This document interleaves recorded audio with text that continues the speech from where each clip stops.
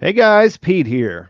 There's only one episode of Better Call Saul left, so I thought we should jump on today and talk about it again one more time. I mean, it's this one of those situations where I'm not really worried about how it's going to end.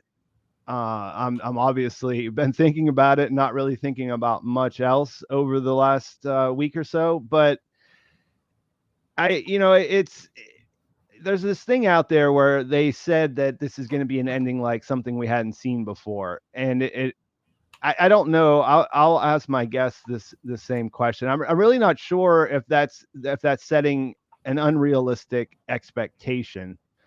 And I do expect that this is going to be satisfying, entertaining. I can't really see a way where it wouldn't be those things. And beyond that, I just there's some things I want to see. There's some things that I hope happen, but it could go so many different ways. The way they set it up, it's just really open to, you know, be surprising. And I really like that. So I'm joined today by Chase from the channel The Big Kiwi. I'll let you introduce yourself. Tell us what you're thinking about going into the finale, and then we'll see if we get some questions, and we'll talk about the teaser a little bit and some other things, and just try to enjoy this. We only got one more episode to go, so might as well make the most of it. Yeah, exactly. Thanks, Pete. So, hey guys, Kiwi here, and it's crazy. It's crazy how we're so close to the end of the show. This is like one of the final few moments that we have of not knowing what's going to happen in Better Call Saul. So, trying to make it last as much as we can, I guess. I believe we both did prediction videos earlier this week, and it was a bit cathartic doing my final prediction video for Better Call Saul ever. Just because we've been doing this for so long, like this show's been going on for what, like 6 7 years now, with all the delays and Yeah. the pandemic and all that. It apparently the next episode is going to be extended. I saw it's going to be like an hour and a half with commercials. I think it's going to be Yeah. probably like 70 or something minutes without commercials, so they definitely got the time that they need to conclude this. I guess we're mainly just focusing on Gene and Kim right now, and I'm not too sure. Like as you said, there's a lot of open-ended possibilities as to what can happen. But the thing is that I guess I want to open up by asking this. So at the end of 611, Gene is running, or 612, sorry, Gene's running out of Marion's house, and he's probably going to go back home to get his shoebox or his diamonds, and then flee again. Maybe try to relocate. But do you think that he's going to be able to grab his shoebox and get out of there before the police arrive at his house, or is he going to have to try and run away without his diamonds there? Yeah, I do think he will. Because I think that in the teaser when we hear him repeating the the Ed part and of the I feel like he's doing the same thing he did in 501 whenever Jeff made him and visited him at the mall the first time. So I do think that he'll go there. I think there would be some response time. He drove to Marion's house. I don't think that she knows where he lives. They never really made that clear, but it didn't seem like it. Jeff never dropped him off there. We know he got freaked out the first time he was in his car and had him drop him off, not even at the mall. You know what I mean? So Mm-hmm. um, I think that he's going to get that far, and the only promo photo is this one that with him wearing the hat. Um, this one here. So it looks like he's going to be moving around a little bit. When I look at this, I thought this might be him getting ready to, like, he's looking at his own apartment or something, getting ready to go inside. And I do think Yeah. in the teaser he's looking in the box, like it sounds like it's there's rustling going on, and maybe you can even hear the Band-Aid tin open. So yeah, I think he'll make it that far, but I think he'll be faced with a decision there because where where where can he actually go? You know what I mean? If he calls Mm-hmm. Ed, that would be a super unsatisfying ending. You know what I mean? Like Hmm. if he just snuck away, and it just doesn't seem like if you got 70 minutes of TV left that he's going to be able to follow through with that. So I guess what I'm more interested in is like what happens to make him, because he has a he has a backup plan. We saw him put that into play at the end of 501, or in 501 as well. You know what I mean? He has a box, he has the diamonds, he has a Panamanian passport as far as we could tell from looking in the box before. So I guess my bigger question is, why doesn't he run? Oh yeah, yeah. I'm not too sure because, I mean, honestly, if he does run, I assume that Marion's going to tell the authorities that he's changed his identity once, so he'll probably do it again. And there probably already was like a nationwide manhunt out for Saul, the same way that it was for Jesse. And so if he did hypothetically flee, he'd have to probably flee the country, like go into Canada, go down into Mexico, maybe somehow get to, I don't know if he'd go to Alaska, still technically the States, but um it's just the thing about Robert Forster sadly having passed away. I'm not sure if they're going to have to try and write around it, but even if Robert Forster was still with us, I think that Ed the Disappearer wouldn't want to help Gene because he is just too hot now. And I mean, maybe that's why he wants to go and get the diamonds, because he was already told that it would cost double to relocate again. But I am thinking Mhm. that he would have to try and relocate by himself, and I don't know how successful he's going to be with that.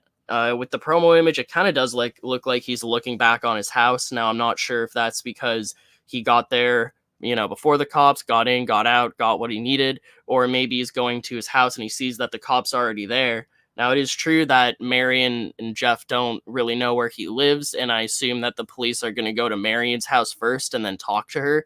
Um, Yeah. but Yeah, it gives I him a little assume bit of time.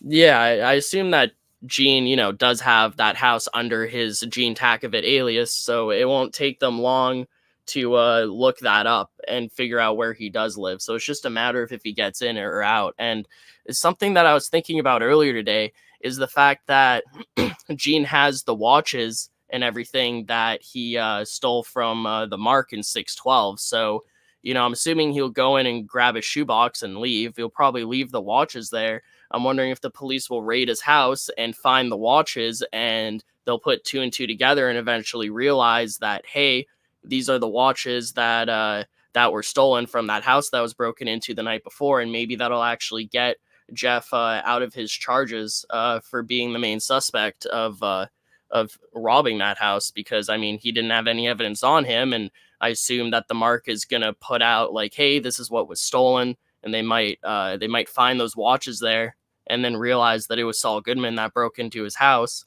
and it might get Jeff off scot free here. Well, in regards to breaking and entering, not so much hitting a parked car, but I was just wondering if that's going to go down because just because the fact that it is kind of crazy how Saul has ruined the lives of everyone around him, right? Like now Jeff is in Mhm. jail, he's not going to be able to get him out. Marion is terrified for her life from him, and it's really horrible what Gene has done to them, on purpose or not. But I'm wondering if there's a little bit of light at the end of the tunnel in regards to Jeff getting out of that B&E charge, just because they might find those watches at Saul's house. Yeah, I think ultimately if Jeff's able to keep his mouth shut, that he'll get off either way, because he really didn't do anything. You know what I mean? Like Yeah. there's no evidence to tie him to that. But that doesn't mean that he won't be freaked out and, you know, crack under pressure, or any other thing, number of things that could happen to him while he's in there. I've been thinking about that. Like, I don't know if we're gonna see a lot of Marion and Jeff, other than to, get the idea of how it wraps up. So that could be a way through that. You know what I mean? Like, I imagine that we will see Marion talk to the police. Um, that she'll at least make an appearance. But if he goes on the run, then I don't know how big of a part they'll play beyond that. We'll have to see. Hmm. Like I said, so many of these things are just like you could just go and list off all the different possibilities, but it's really hard to say until we see how they set things up. And as we're answering these questions, I'm sure we're going to hit on all the different things. So why don't Right. we start jumping into these right now? So Nava down south. Thank you for the $5. Lyle comes in and takes out Saul and Kim for the affidavit since he's in charge of the lab now. I feel like that there's a possibility.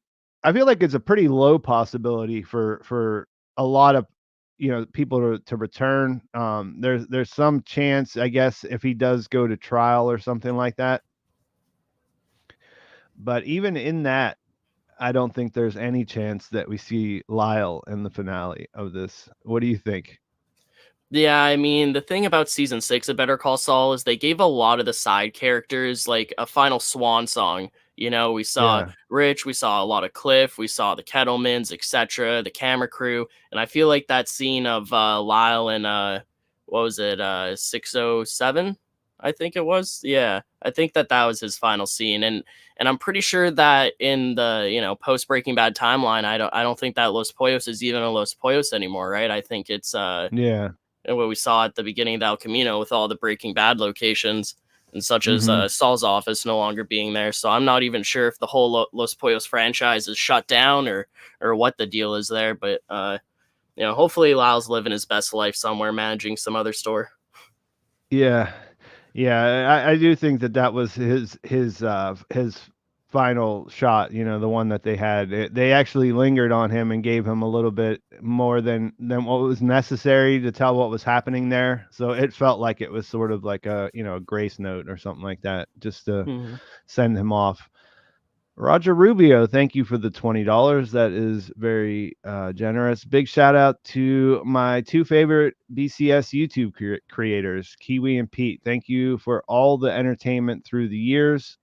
Know your hard work is much appreciated. What has been your one favorite episode in season 6? Well, thank you for the kind words. And I was thinking about this yesterday. As the season was going on, it was sort of like it changed. Obviously, episode 3 was my favorite episode in the beginning of the season, and then episode 7, episode 9, and episode 12. Those were the ones that after I was done watching, I was like, okay, that was the best thing I've seen all season. And after thinking about it a little, I don't know. I mean, I think 7 might be the best overall episode as far as, it was set up perfectly. It did so many things. I mean, it's just a completely tight hour of television. Um, but then, like I thought 9 was like kind of the most shocking or the most, it was the stuff I was waiting for, and it surprised me the most how they were able to play off all of the history, all of what they were, what the characters were about, and how they were able to deliver a answer to the question that I had in a way that didn't sound like something that I wanted to see, but when I saw it, it was just completely satisfying, and it made sense, way more than anything else that people were throwing around might happen. So I don't know. I think at the end of the day, it's probably going to be down between those two. I mean, um, 12 was fantastic, but the ending is open end. It set up what's going to happen next, and I think it's going to. I think that it needed to do that. But I would say that if you look at it side by side, I would say I like episode 7 a little bit better from technically speaking. What about you, Chase? What do you think? Oh geez, well it's so hard because Better Call Saul just keeps topping itself over and over again. Like we thought that Bagman and Bad Choice Road were the best episodes, or even Chicanery, but now with season 6, there's just so many amazing episodes, and I love how this show's going out with a bang. It's really hard for a lot of shows to stick the landing, and I think that's one thing that Better Call Saul is not struggling with. And I think that episode 607 is amazing, and then 608 being the aftermath is really good. 609 is awesome. Conclude, sort of an epilogue for the 2004 era. I think I like 610 more than a lot of people. I thought that was really good, but then 611 and 612, just wow. I think I'd put 609 and 612 sort of side by side, and then I guess it's really between 607 and 603.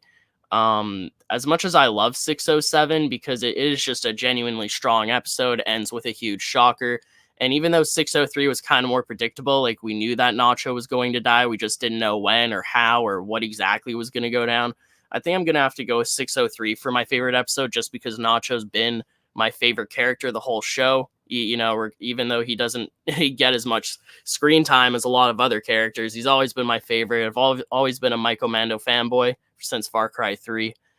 So I think I'm going to have to go with 603 just because that episode just impacted me so hard, even more so than the Howard death, I think I have to say. I mean, I was straight up depressed after episode 603. If you go and watch my video of like the reaction to Nacho's fate, you can just sound that I sound straight up sad in that video. So I think I'm Yeah. going to have to go with 603, although 607, I mean, you can go with either or. It's just up to preference. They're both top tier episodes.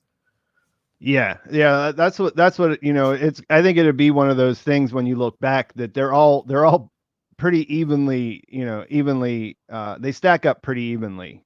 And so Hmm. wherever you find yourself at the time, you could go. I was really surprised. I mean, I kind of when I looked at I was looking at something yesterday, and I guess I was just checking to see if somehow they had put together a summary. And so I saw some of the ratings on IMDb, and I was surprised that 608 is rated so much higher than 609. It really doesn't make sense to me. I thought 608 was fine, but it doesn't. It's not up there with the other ones for me, anyways. And generally speaking, those ratings are whatever. You know what I mean? Like everything's Hmm. subjective, anyways. But the part that I thought was weird about it is that on all the other episodes, I was kind of I was kind of in agreement with what I'm seeing, but that one seemed like a big that one seemed like the anomaly of the bunch, and the rest are all pretty much A's. This is a range from A minus to A pluses. You know what I mean? Hmm. So let's see here. Michael Keith, thank you for the $5. Do you think a satisfying ending would be Jimmy does 10 years, then lives happily ever after with Kim? Um, not.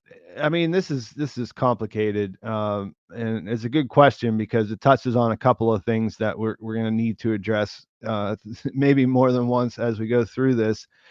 Um, Jimmy, you refer to the guy as Jimmy, which that's Jimmy McGill. He's the star of Better Call Saul, but he goes through a couple of transformations in that time. And this is where I was at the other day when I made my preview video. Is I would like to see him become Jimmy again. I mean, I'd like to see him in a situation where he doesn't revert back to these different, better, he doesn't revert back to Saul, this persona that he uses to shield himself from all the pain that he's gone through.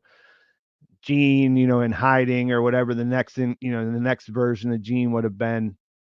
And so if you look at it from that perspective, if Jimmy doing 10 years and then getting out, then I guess you could kind of see a path where he might meet up with Kim.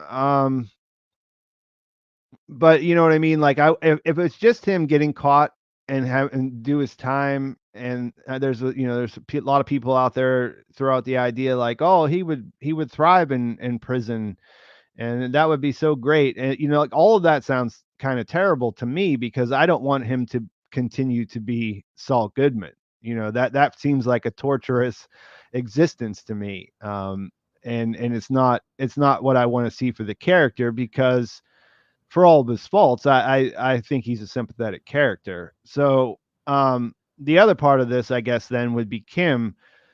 I think Kim is mostly right in her thinking that them being together is a bad idea. At least how they were at the time. And I think that has to do with the fact that even though they were in love and it was real, there was this other part of it that they were kind of addicted to. And then whenever when you think about the trajectory that they were on, that only going to escalate. It wasn't their fault that Howard got killed. That was Lalo. And that, but say that didn't happen, something else bad would have come down eventually. You know what I mean? They're gonna, they're, Mhm. if you think back to that, like, it was such a masterful scam. Like, it's on, like, just think of the different component parts of the way they set it up. And if Walalo doesn't walk into that apartment, they absolutely get away with it. And so they're junkies, right? That they get a high from that. Well, then you're going to have to do it again, and you're going to have to outdo yourself. You can't just go back and do a little scam here or there at the local, restaurant bar thing and get that same feeling. You know what I mean? So I think Kim's right in that, that part of them is over. But depending on what happens to her in the finale, like, I don't think they should end up together. But I guess there's in a 75 minute plus, episode, then there is possibility that there could be some major developments that change that. What do you think, Chase? Yeah, well, I mean, I think it's just ironic thinking about Jimmy and Kim having a happy ending, especially after that 608 promo that we got during the midseason break. Uh, you know, that ended up just being a throwaway line, and I feel like this show is going to end bittersweet, just like Breaking Bad did. And the thing is I agree with you. I don't think that they should be together because Kim does realize how they're bad for each other. I do like the idea of, let's say, hypothetically, if Jimmy does go to jail or prison, that their final reunion is maybe Kim visiting him in jail or prison, whatever. But at the same time, if Gene, Saul, Jimmy, whatever gets caught, then he might be the witness to, make Kim's confession actually stand some ground here. So in a way, if Gene gets caught and gets arrested, it might result in Kim getting arrested as well.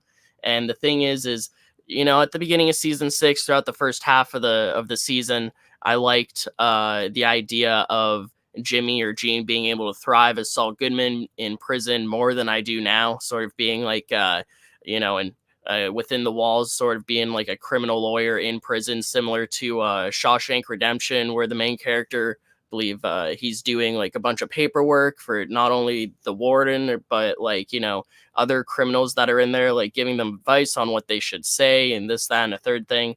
But just the fact that the end of 609 really recontextualized the tragedy of Saul Goodman as a character. He's playing Saul because he can't forget about Kim and Howard and his past in general. And so he has to distract himself 24/7 from the moment he wakes up to the moment he goes to sleep. It really does to prove your point that Saul is just a terrible existence to live. So I do like your idea of him possibly either coming full circle back into Jimmy or just combining all of his personas and turning into a new person in the end. I'm not too sure if he's just going to get caught or if he's going to go down swinging or what the deal is. The teaser shows, or it sounds like Gene is out of breath as if he was running away, but also kind of sounds like he might be in trouble, like he's hurt or injured or something like that. So the option for Gene to live or die is still still almost 50-50 for me. I'm not sure how he would die. It's not like he's going to get into a huge gunfight or anything like that. Maybe we'll talk about that more here. But yeah, I'm not too sure. I think that it's going to be bittersweet. I would like for something more to happen than just Gene gets arrested and that's that. I mean, we have an extended episode here for the finale, so I assume a lot's going to happen. But yeah, I guess we'll just have to wait and see here. It's only in a few days, and then I'm almost in denial that we're at the end here. You know, I feel like it's not going to be until like a week after the finale airs that we don't get a new episode that it finally kind of clicks. I'm like, wow, that really, really was the ending.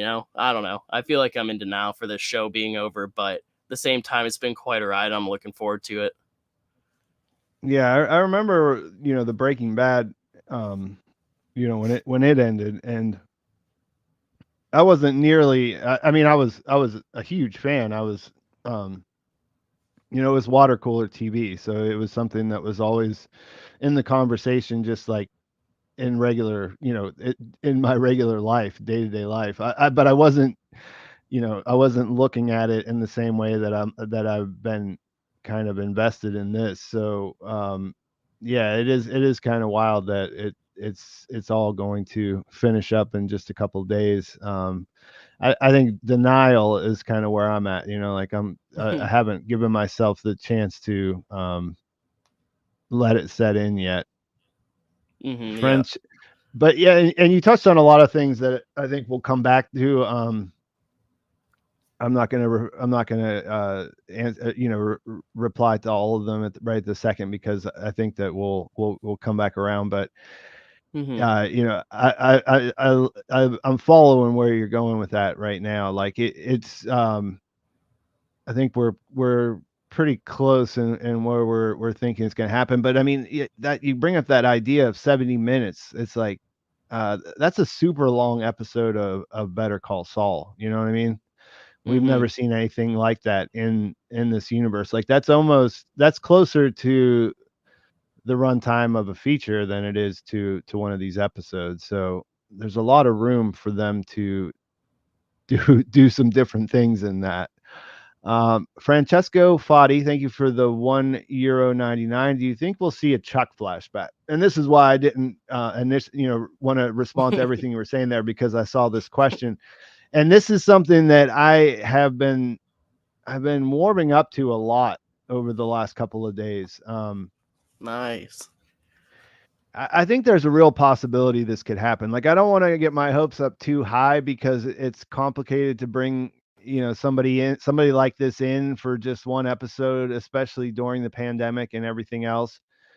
But, I was thinking about how they went to great lengths to keep Walt and Jesse coming back a secret until they just decided not to do that anymore, and Peter Gould said, yeah, we thought we would just let fans know and get it out there, because it's not the most shocking thing we're going to do, or something along those lines. Or they had a lot more up their sleeve. And I don't know, I just think about, like, if you think about Jimmy, if you think about not about Saul and where he goes after 609, but if you just think about how we got to the place where that happened, I mean, you kind of have to have something that loops back to Chuck and his influence over the first half of the season when you're in the series finale, right? Yeah. Yeah, I definitely agree. I mean, I've been really wanting to see a Chuck flashback for all season long, honestly, even back in season 5. I can't remember if it was Michael McKean or Peter Gould or someone else that said this in regards to if they keep bringing Chuck back too much, it'll kind of, weaken the Yeah. impact of him dying. I think you might have even told me that at some point. But Yeah, Michael McKean said that. He said, if it's a ghost, if a person's a ghost and they're always around, then it takes away the mystique or something like that. That was the yeah. general idea. And like, I've always wanted more Chuck, obviously. I mean, like, even whenever he came back in the next season, in season 4 and the finale of that, I mean, that was huge. You know what I mean? And we've had a Mhm. couple of years since that happened. But I guess in the last couple of days, what I'm saying is that I've been thinking that they have to, because they could they could reference him a ton of different ways without him actually showing up or having new content. But I guess what the last couple of days, what I've been thinking is that how could they not shoot another scene with Michael McKean, when they're closing this thing out? I mean, and especially ever since Howard died, I was thinking, oh, maybe we'd get a Howard flashback in the next episode, especially since that teaser showing Kim being sworn in as a lawyer. Well, we heard it while we just saw the candle with Howard's blood on it. So ever since that teaser came out, I was thinking, well, maybe we'll get a flashback of Kim and Howard's kind of standing by side, the same way that Chuck vouched for Jimmy to be sworn in as a lawyer. And I think that having that flashback with Kim and Howard would be a perfect excuse to have Chuck show up again.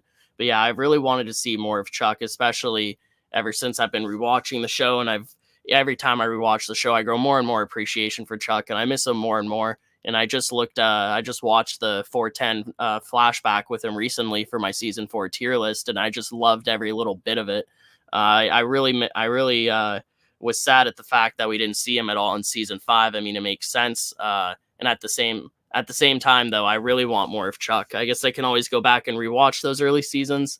If we don't get him in the next episode, I won't be disappointed or too disappointed. I'll be a little bit sad, but I can live without it. But if we do see it, especially with the fact that they haven't like spoiled it like the way that they did with the Walt and Jesse cameos, I think it'll be Yeah. amazing. I'll be freaking out. That's for sure.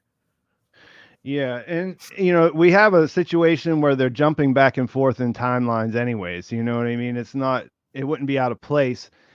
And that was sort of what I was kind of thinking before, was like, well, how many flashbacks could they do? Or, maybe it's too much, or, but I mean, we're jumping all over the place already. We're going in and out Hmm. of the different timelines. Because, obviously I also have wanted to see, another flashback to Kim's past too, so you have those two ideas competing, like, well, there's only one cold open, there's only one flash forward, but I mean, we can move anywhere in the timeline pretty much, you know what I mean? It's not like they're doing this completely linearly, why can't I say that word right now, in a linear fashion. Heen, thank you for the 4.99. Number one, in Burned Lab, Hank asks where where were the two bodies? Two, came from colorful life to black and white. Walt about to go from boring black and white to color. Three, pilot song lyrics. So the lab thing, that is the two bodies that they're referring to there are the two guards that they killed before they burned it down. So that's not related to the bodies that are buried underneath. Kim, colorful life to black and white. Walt about to go from boring black and white to color. Yeah, there's certainly some there's certainly there's those are two different directions that both those characters go in, without a doubt. And then number three, I'm not sure I understand pilot song lyrics. Kim, I'm not sure pilot song. Um, Like the song did, from like the pilot episode, like the first episode of the show ever. yeah, that's what I'm not understanding. Like, I was thinking maybe he was talking about the extended version of the theme song, but that's not what it says. I'm not too sure, honestly. Yeah, I can't really comment on that because I'm not sure. I'm trying to think of the pilot. Like, oh, address unknown. That's the opening of the pilot, right? Oh yeah, I was thinking the Better Call Saul timeline, but yeah, I guess every Gene timeline or Gene Yeah, scene that's what has it a opens with. song. Yeah, and then is that the one where I'm not sure. I haven't listened to that in a while, but if they did add that, I mean, they didn't know it at the time when they put it in there, but I wouldn't be surprised if they pulled on that later at when they mine things, you know what I mean, to develop the story later on. Okay, Yeah, let's I see. mean, You go ahead if you have something on that. Oh, it's just the lyrics are kind of like, what I'd give to see the face of you. I shouldn't have stayed away from you so long. Should have known one day you'd be gone. So maybe he's talking about kind of, Kim wanting to see Gene again, but I'm not too sure that that's the interpretation I got entirely from watching 612. Again, Kim was really caught off guard when Gene called her, so that could be Yeah. why. But I do definitely love the lyrics to that song. I Yeah. really love the ink spots. Definitely a big fan. Yeah, it's a cool tune. Yeah, and I agree. I don't think that she's wanting to see him, but the other way around. He obviously is. I think that that's one of the big takeaways from 612 is that where he's at, he's doing all this stuff to try to, you know, just make his existence a little bit more bearable, but he's obviously like that's the main thing that's on his mind. You see him break Hmm. during the phone call, and you see her almost break in response, and she shuts it down because she doesn't want to go there. Almeida's Army, thank you for the £1 79. If it's a trial, I expect to see Skylar, Marie, and Flynn. Yeah, there's a lot of people that would like to see this show turn into a courtroom drama in the last episode. And you know, I really kind of hate the idea, or I did, you know what I mean? When I was thinking about it, and this is why I don't like it. I guess I don't know if I've really laid that out. I can't remember if we talked about this in the last stream, but I don't think I have in any of my main videos. The thing about it is that the way that things are structured, the way that they set things up, they're building towards this. They've been building towards this big release, right? Of when he'll either face all this stuff that is pushing him in the direction that's leading him down all these to all these bad choices and all this calamity that he's been experiencing for the few years since 6 years or whatever since Kim left. um they took him to the darkest place they could. I mean, he was going to choke out and possibly murder Carol Burnett, you know? So, like, there's a release in that. There's a release coming one way or the other, right? So I feel like I feel like you'd sort of be backtracking if you had that, and then you have a big, long, drawn out courtroom scene. Now, I do think he's probably going to turn himself in, or he might get caught. I feel like turning himself in is a lot more satisfying because then he makes the decision.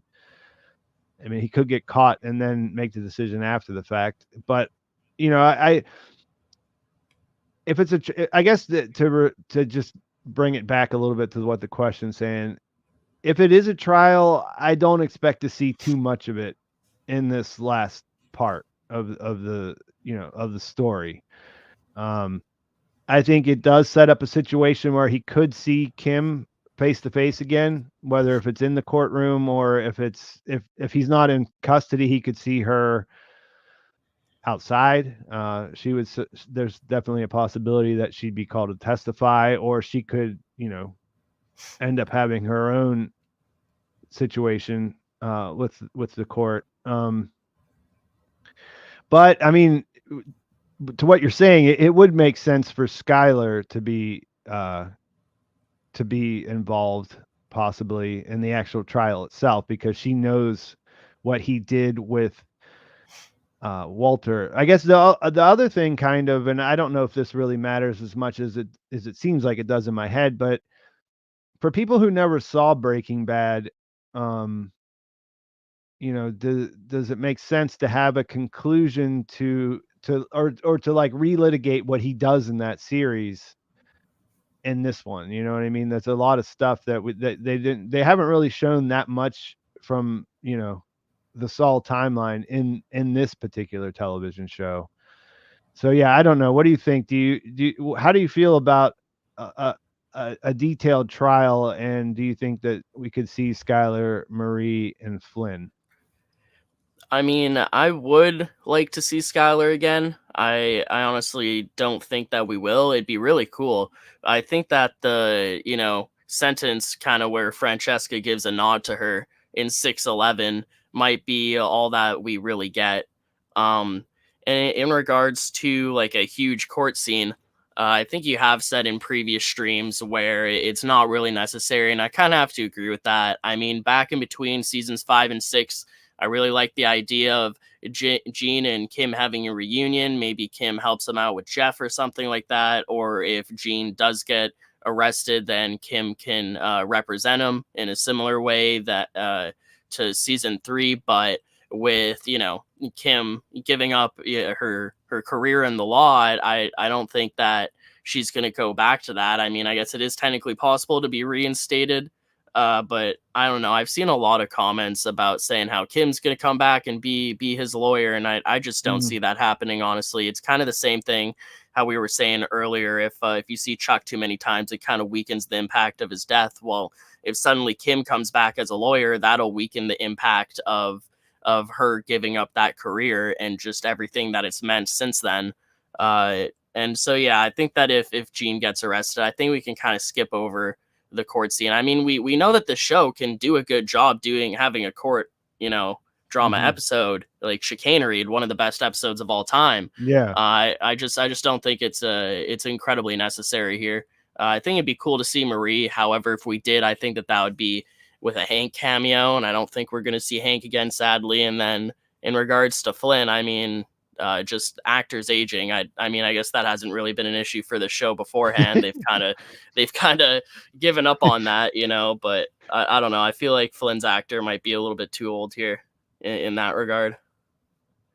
Yeah, yeah, I mean, I don't know. I would be open to seeing anything if they did it, in the right way. I would I would think, like you brought up Chicanery, and that really is one of the best episodes. I mean, that certainly was before um my favorite episode, and it's one of those. It's kind of like I don't know. It's kind of I remember the first time I saw that one. It's sort of like the same time, the first time I saw the Red Wedding in Game of Thrones. You know what I mean? It was just sort of like Oh God. I mean, it just sort of just like it just stuck with you for so long after you saw it. And that was the thing, that character needed to be he needed to be in that arena, specifically. He needed to be brought down in that way. And I just don't really I don't see that. That's not what I want for Jimmy, at least. You know what I mean? Like Hmm. I want him to make this decision himself, and I think on some level that's part of Kim's motivation too, because, like you said, she could help him on the phone. She could have talked sense into him. He would listen to her. You know what I mean? But I feel Hmm. like there's at least a part of her that's saying, I don't want to make this decision for you. I want you to actually get there yourself, because then it means something. You know what I mean? Yeah. So, yeah, like I absolutely agree. Skylar would be a great cameo, and I've seen a lot of people bring that up in the comments of my last couple of videos. Um, but they'd have to do it in a way that it wasn't just like, oh, look, there's Skylar on the other side of the courtroom. They'd have to kind of try to make her an important part of what's happening, and I'm not sure they're going in that direction. You know, Hmm. and one of the things that I saw often repeated about the whole court is that it started out in the courtroom, it has to end in the courtroom, or it should return. And I agree that there should be some sort of justice.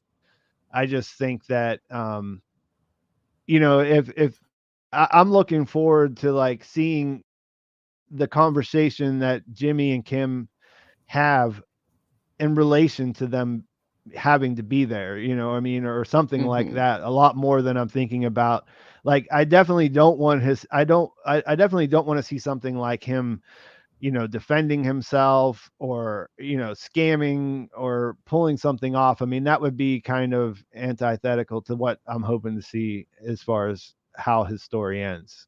Well, in regards to everything that Saul Goodman's done in the events of Breaking Bad, I mean, everything's kind of out on the table, right? Like everyone kind of publicly knows what happened. It's not a matter of fact of, oh, is Gene gonna be able to con his way out of this? Like, there's no conning his, like, he's gonna get sentenced, Like, it's not like he's gonna get off scot free.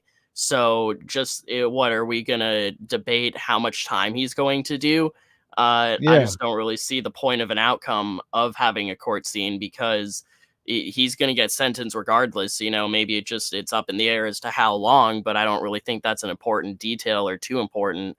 I would like to see, the dynamic between him and Kim in regards to having to, confess or be a witness, but that's a whole other story. I think there's a lot of potential there, but I think that the actual court scene itself isn't really what they'd focus on because I don't really think they're going to do any conning or scheming in regards to it. It'll just be a straight up, you did this, you're caught now, you're going to prison.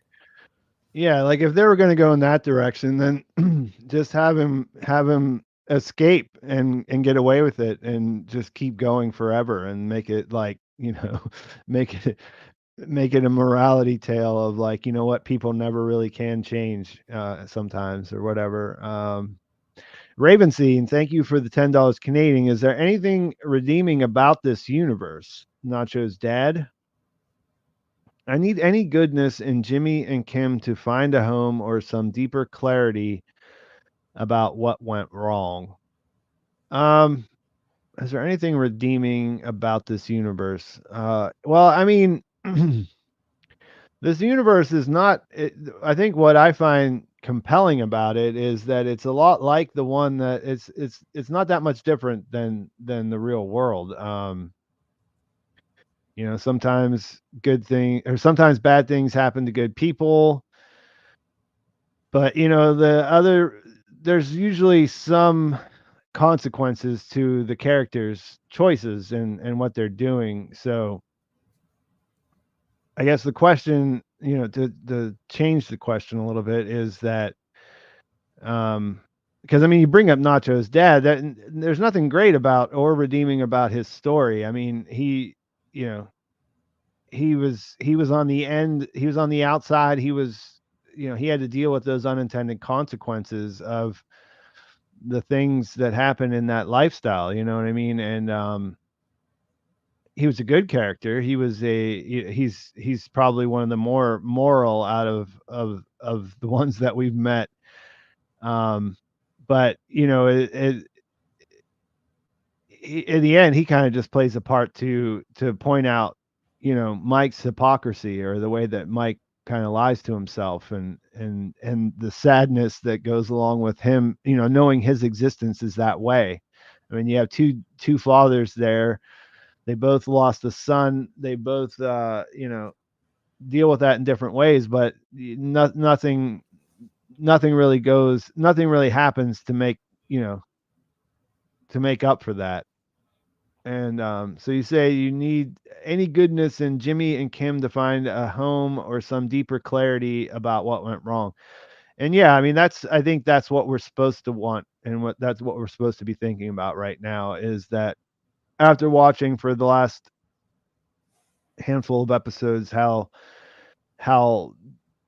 dastardly Gene turned out to be, and the direction he was going in before he went too far.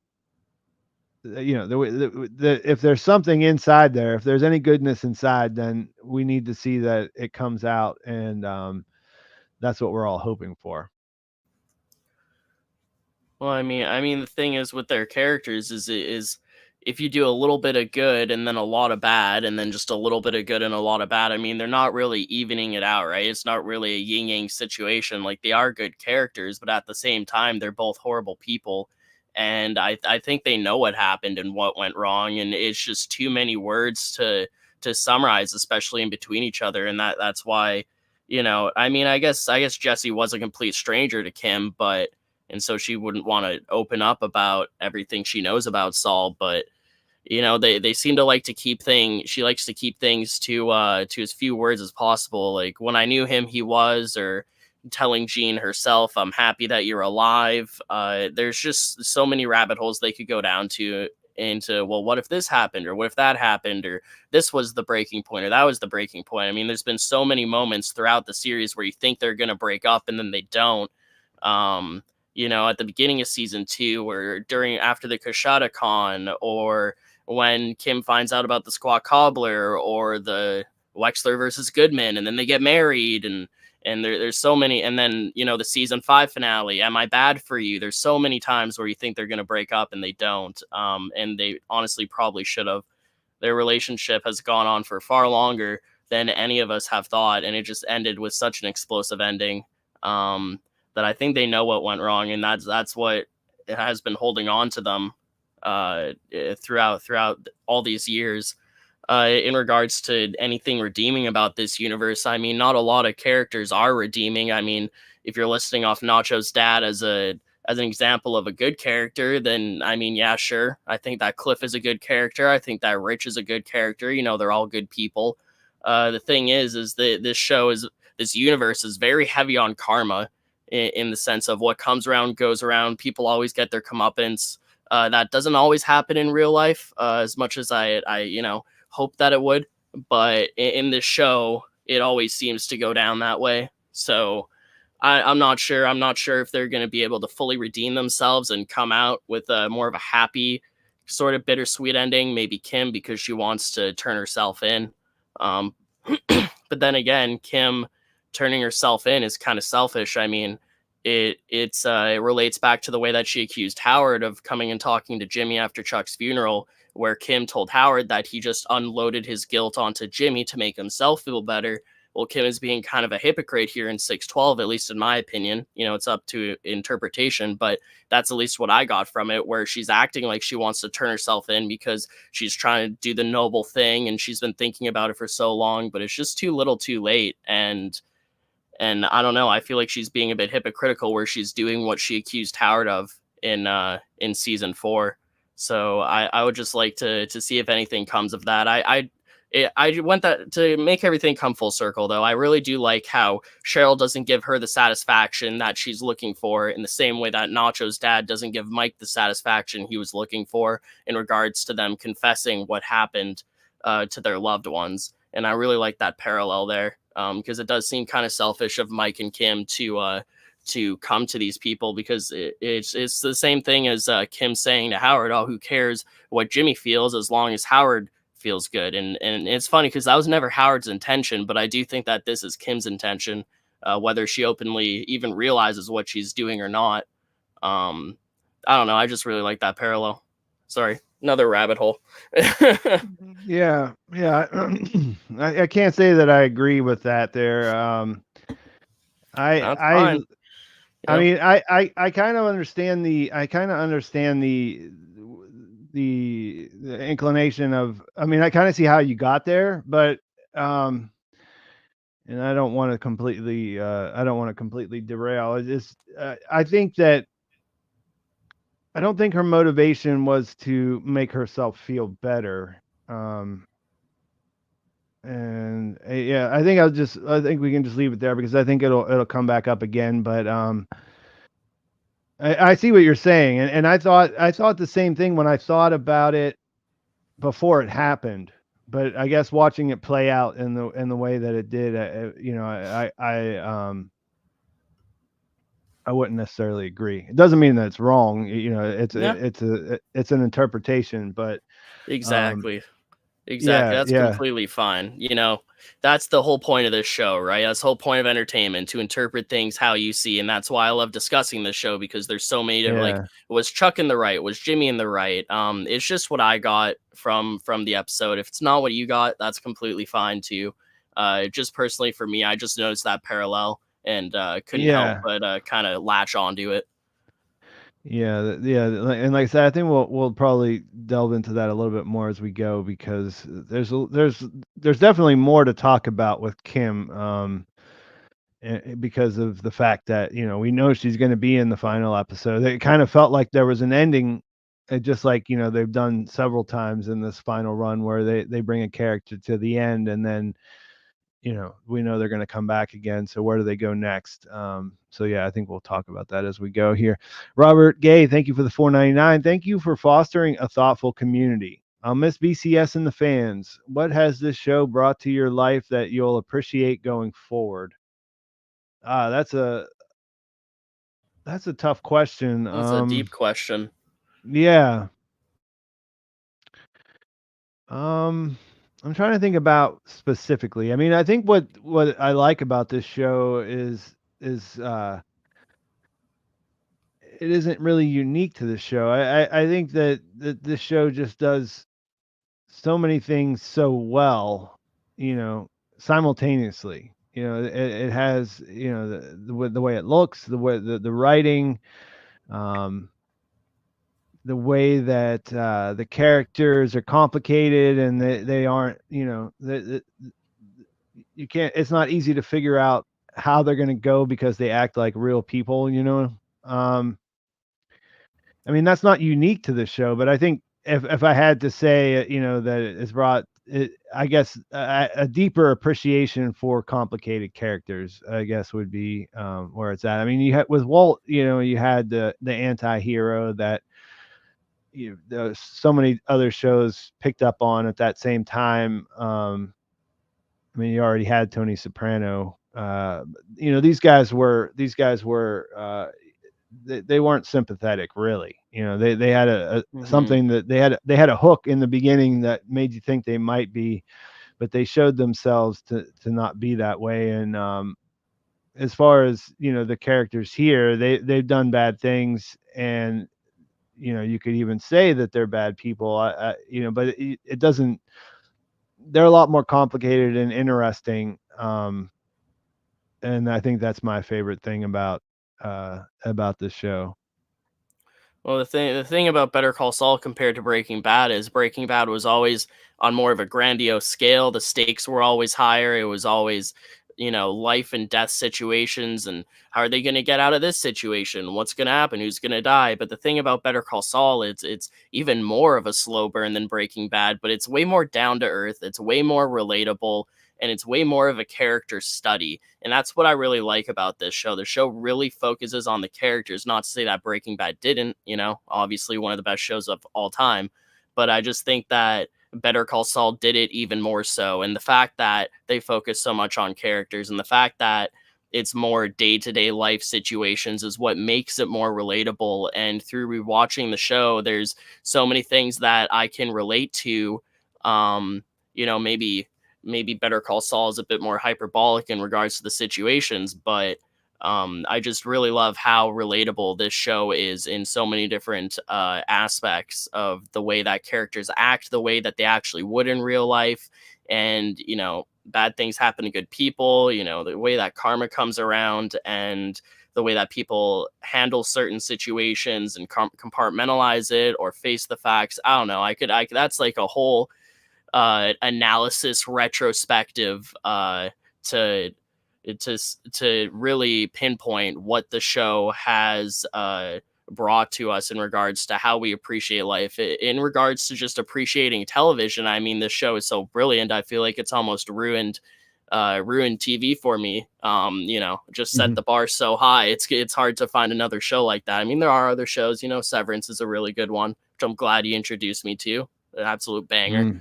But yeah, I don't know. It definitely just such a good show that it's going to be hard to find another one like that in the future. Yeah, there's going to be a void, and that's going to be tough to fill, I guess. Let's see here. Big Ralph 2, thank you for the 2603 blew me away from the open to the very end. That's absolutely true. I would agree with that 100%. It's just not the only one that did that in this season, And it's funny, we were talking about that in the last stream. I had seen, Gil brought up that he had someone asked him, like, can you believe that 603 Nacho's death was in the same season, because it doesn't even seem like it anymore, you know? Like, think about how much has happened since then. I know, right? It feels like it was so long ago. And the thing is when that episode came out and the Nacho death happened, we were like, we still have 10 whole episodes left. Like, what is going to happen? And now that we're here, it's like, wow, like so much really has happened. It is Yeah. kind of crazy. It's Yeah, absolutely a lot was the answer to that, you know? Um, but yeah, it'll be interesting after it's all said and done to look at it. I've never really been big on rankings and things like that, just because I get so caught up in things that are happening at the moment that, you know what I mean? I'm always like, oh, okay, that one was the best, you know?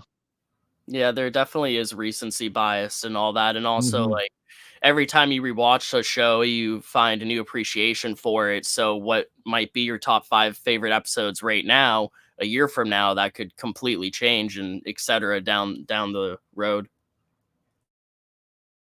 Yeah. Let's see. Jorge Farah, thank you for the ARS 500. That's a pink one, so, or a magenta one, so that means that it's a very generous amount. I can't say for sure. I'm not familiar with the currency, but thank you for that. I used to think BCS Jimmy and Breaking Bad Saul were irreconcilably different. Casual sexism, you're killing me with that booty, casually suggesting murder, etc. Season 6's biggest accomplishment for me is that it managed to make the transition convincing. Agree, disagree? Yeah, I would agree. Those things all kind of stood out to me. Um, and I mean, if you think about it, I was watching Eric's stream last night, or my morning, but nighttime for everybody else. They were, they Bob and Ray were on there. He interviewed them, and they were. Bob said it really plainly. That Jimmy is who he really is. That's when he's being himself, and when we see Saul, that's an act.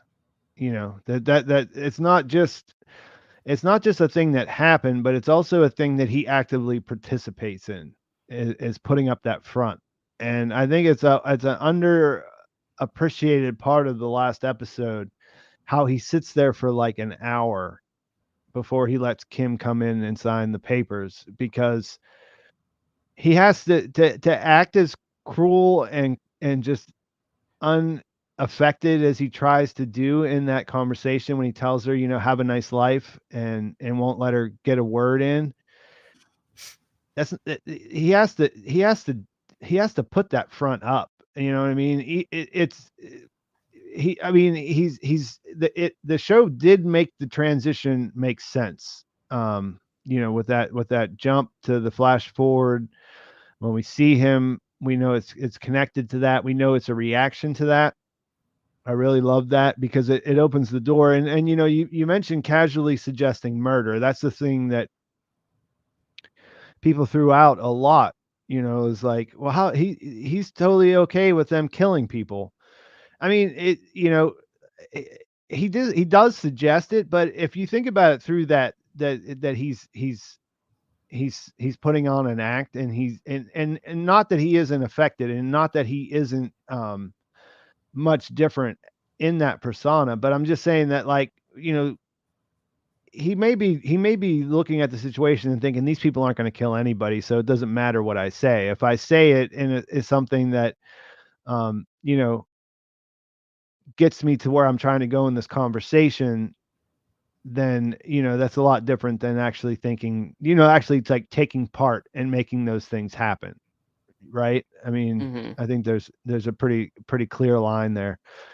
But yeah, I think that the way they did it, it was surprising, and I really liked it at the time, because obviously that was the joke always, people saying, oh, well, that was the moment that he turned into Saul Goodman. because people said that earnestly for so long about every single thing that happened that eventually it just became completely a joke. But they actually did pull that off. The breakup was the thing that forced him to um,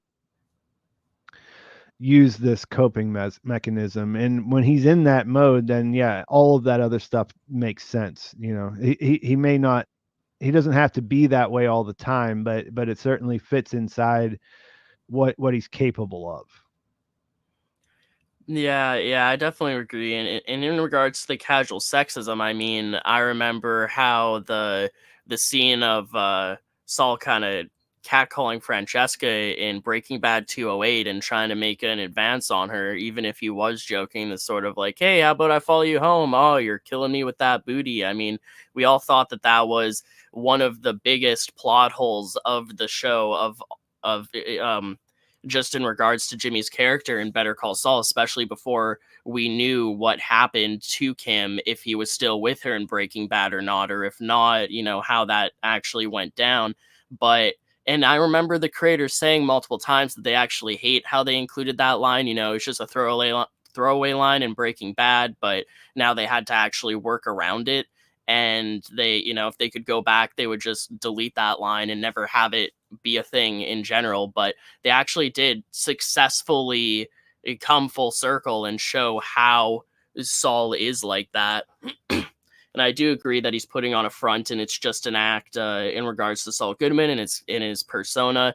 He calls Francesca sweet cheeks in front of Kim, trying to again hide his emotions and pretend that he doesn't care when really he does.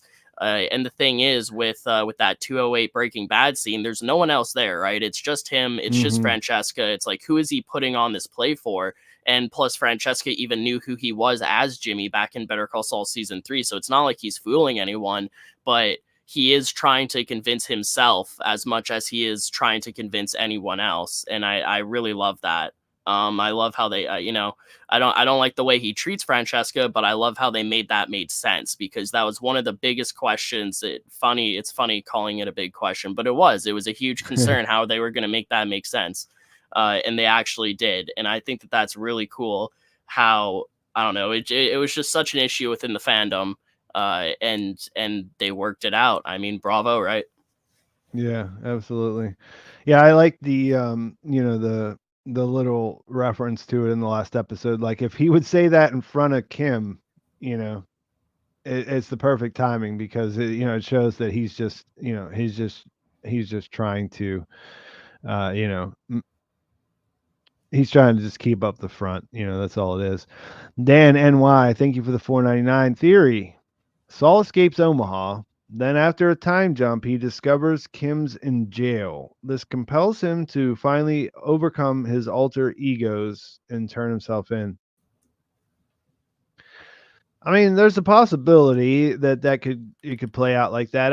I guess where I don't like it is that he's doing this because it would help Kim rather than doing it for himself. Um, because that's what I really want to see. I feel like that's Hmm. what's leading. That's what's underneath all of this destruction that's happening is his inability to look at those things and move past them. And this would get him there.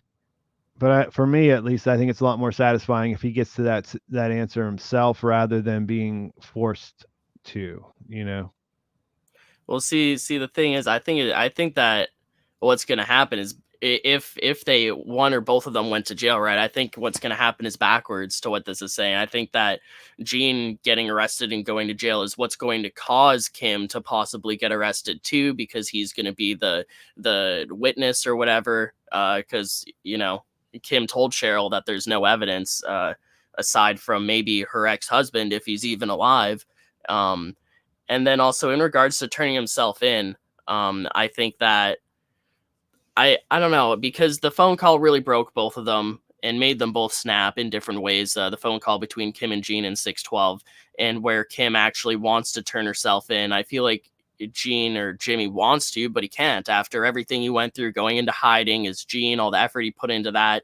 But he's being self-destructive, right? So he's purposely pushing the envelope with all of these cons with Jeff and Buddy, and then hitting that last mark of the guy that had cancer, and then even going back into the house instead of escaping and stealing the watches and everything. He keeps pushing and pushing until he is going to get caught, and it's almost like he wants to get caught, but just his way of getting caught is different than Kim, and it seems like they deep down both want the same thing, except where Kim just outright wants to turn herself in, Gene wants to go down swinging almost. So I like how they're kind of working towards the same ending, but just in completely different ways.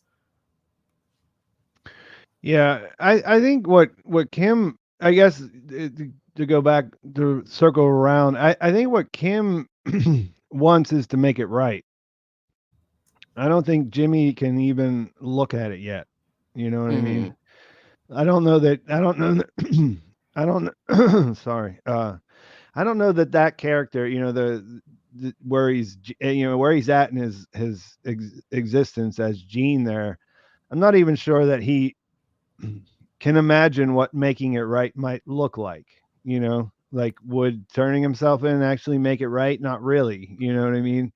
Whereas because Kim hasn't spent the last 6 years working, working for meth kingpins and things like that, and even beyond that, just purposely, corrupting the process of the law to get people who are obviously guilty off. You know what I mean?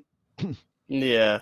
They're in two very different places as far as where what their actions, what makes sense for them to do in their actions or whatever. Yeah, it's fascinating. Because Gene, if you think about, like, he's in survival mode. I don't expect him to snap out of that, lightly. Yeah. He's been running. He's a scammer. He's all the things that we know about him, and he reacts he's going to react to this situation in that way. You know what I mean? Like, he's not going to just.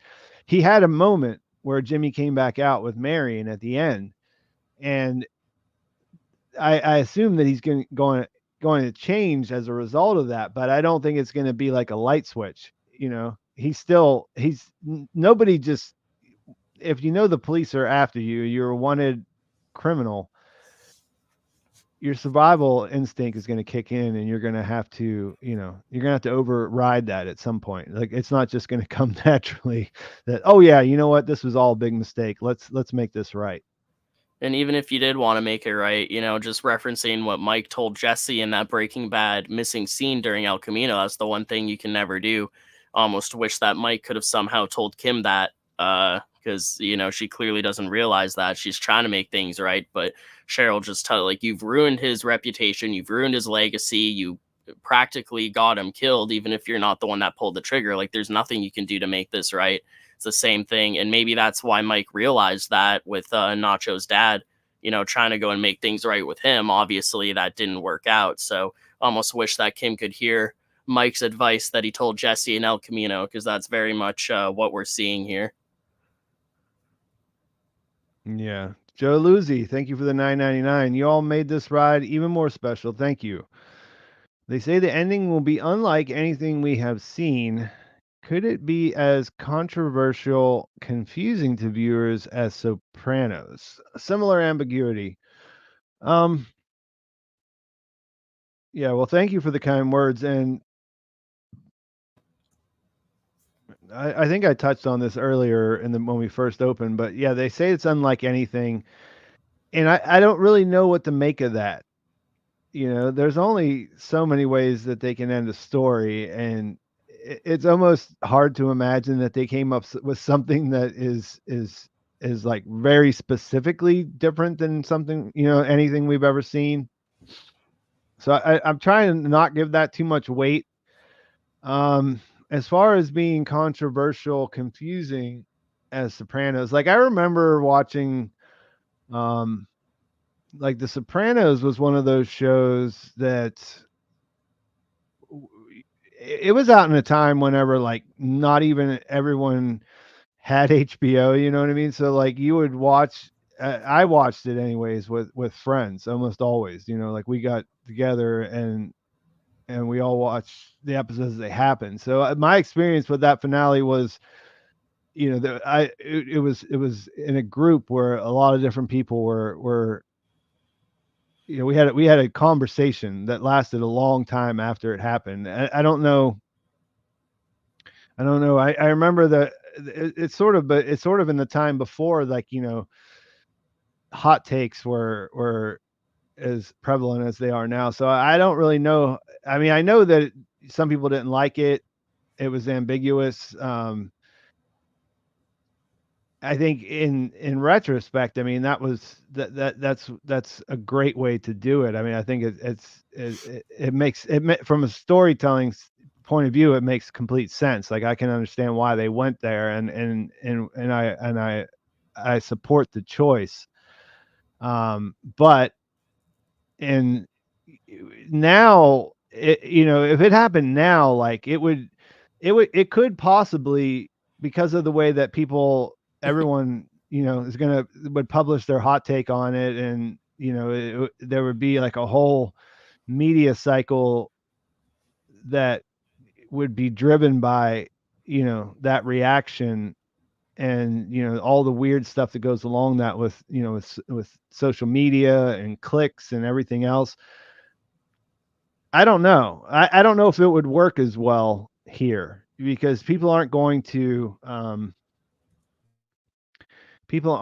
sit back and contemplate, and that's just not the way people watch things anymore, unfortunately. I think I would like ambiguity, for what it's worth. Like I would like to just see that. Like I would keep coming back to these same points. You know, I'd like to see him face what's going on, and make the decision, and you know, move in a direction towards being Jimmy again, you know. But I don't need to see the after. If I get that, I don't need to see what comes after, you know what I mean? It's not nearly as important. So if that would be similar you know, if that would be similarly ambiguous, then I could go for that. I'm not sure how it would be, how people would take that though. Yeah, I found something fun. I was just glancing over at the chat and saw someone say how Family Guy spoiled Sopranos endings for many people, and that I was actually going to mention that because I did see that Family Guy episode before I saw Sopranos, and you know, just to quote Stewie, "At least we're not like the Sopranos, cut to black mid-set." And I was like, "Oh, that seems like a stupid way to end the show." But then you actually go back and watch it, and you're like, "Oh, okay." Like, ended up growing a lot of appreciation for it. Now, I don't think that Better Call Saul is going to be ambiguous as that. I think that it is going to leave something open to interpretation, but I do think that we're going to get a finite, like, this is where Kim ends up, this is where Gene ends up, this is their ending, that's that. Um, but also it is going to be kind of weird the way things go down, because I mean the creators have said that the finale isn't just the last episode, right? It's been this last handful of episodes, honestly, ever since 609. So we've been seeing the finale this whole time. And so the next Yeah. episode is going to be the conclusion, but I'm not going to think of it so much of a finale as I am a conclusion, if that makes sense. Yeah. Yeah, I mean, there's a part of me that thinks that that's what they're referring to about how it's different. You know what I mean? Like because Yeah. like I said, you know, I can't really imagine. I mean, I think it's going to be pretty straightforward. You know what I mean? Because that's just the way the show is. It's sort of like all these big events that happen. You know, they're inevitable, but they make them exciting as hell to watch as they play out, and still surprising. You know, like there's still a chance that you can, even though you know what's going to happen, that you're, you know, that's what the beauty of, we talked about 603 a lot. That's the beauty of 603, right? Is that you know that you know where all the other characters, how their stories end, so you know that his ends there, but you can still fight and want to expect that something that can't happen will happen, and that's a great way I mean, that's a great position to be in when you're watching, something like that play out. I mean, Hmm. it's so cool, and that's what I expect that the finale will be like too. You know what I mean? I don't think they're going to reinvent uh, the story in a way that we're just shocked, but we'll see. I guess they have said that, and more than once. There's more than one reference to that, and almost like there's a little bit of you almost get there's a little bit of apprehension or a little bit of like they're worried how it'll be received, which is good because you want to see them take chances because the reward, if they pull it off, the reward is that much better. Hmm. Radio Chaos, thank you for the $5 Canadian. It's funny no characters in both shows ever ended up doing serious jail time. Maybe Jimmy will be the only one to actually go to prison. He could be. There's sense in what you're saying. This is a popular idea, of course, Hmm. and you know, it, I don't. I mean, like I said, if he does the things I just talked about in the last one, if he does, look at if he is able to make that change or at least that just acknowledge and be and be ready to change if necessary, then being in prison or being free, it doesn't really change that. That like it still works. I mean, yeah, just for the trifecta of the three main characters having different endings, right? Walt dies, Jesse lives and runs away, and then Gene goes to jail. I like it just for the simple fact that they all get a different ending, but we'll just have to wait and see. You're kind of beating a dead horse in regards to Gene going to jail. Honestly, kind of said everything we can about it. I just have to wait to see if it comes to fruition or not, or if they can, give us a twist somehow. Yeah, and it's interesting because that's sort of what that's sort of been the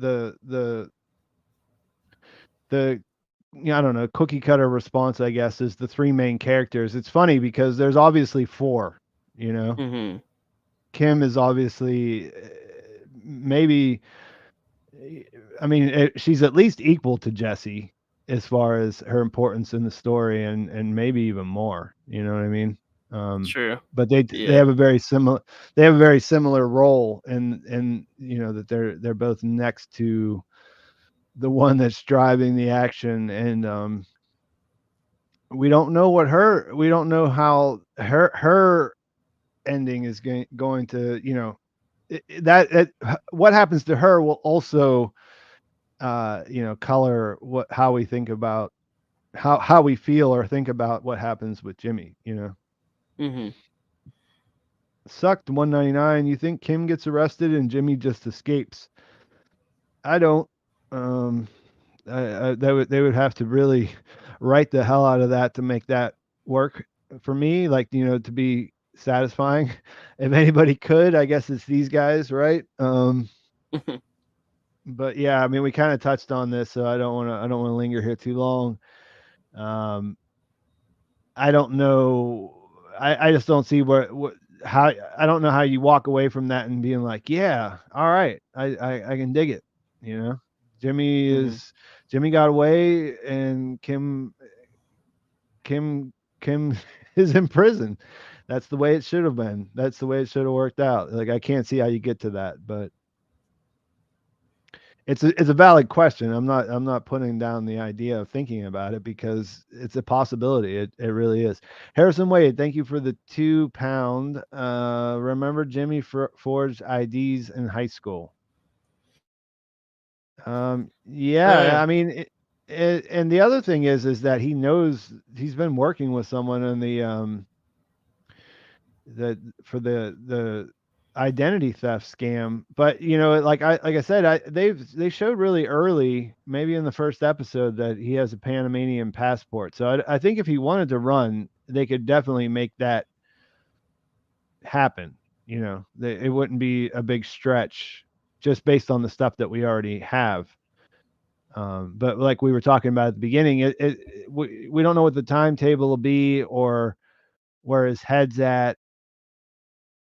So it's really hard to speculate on that. Well, I was thinking DSK, maybe. go ahead. Oh, Go sorry. ahead. Yeah, Oh, go ahead. I was just thinking.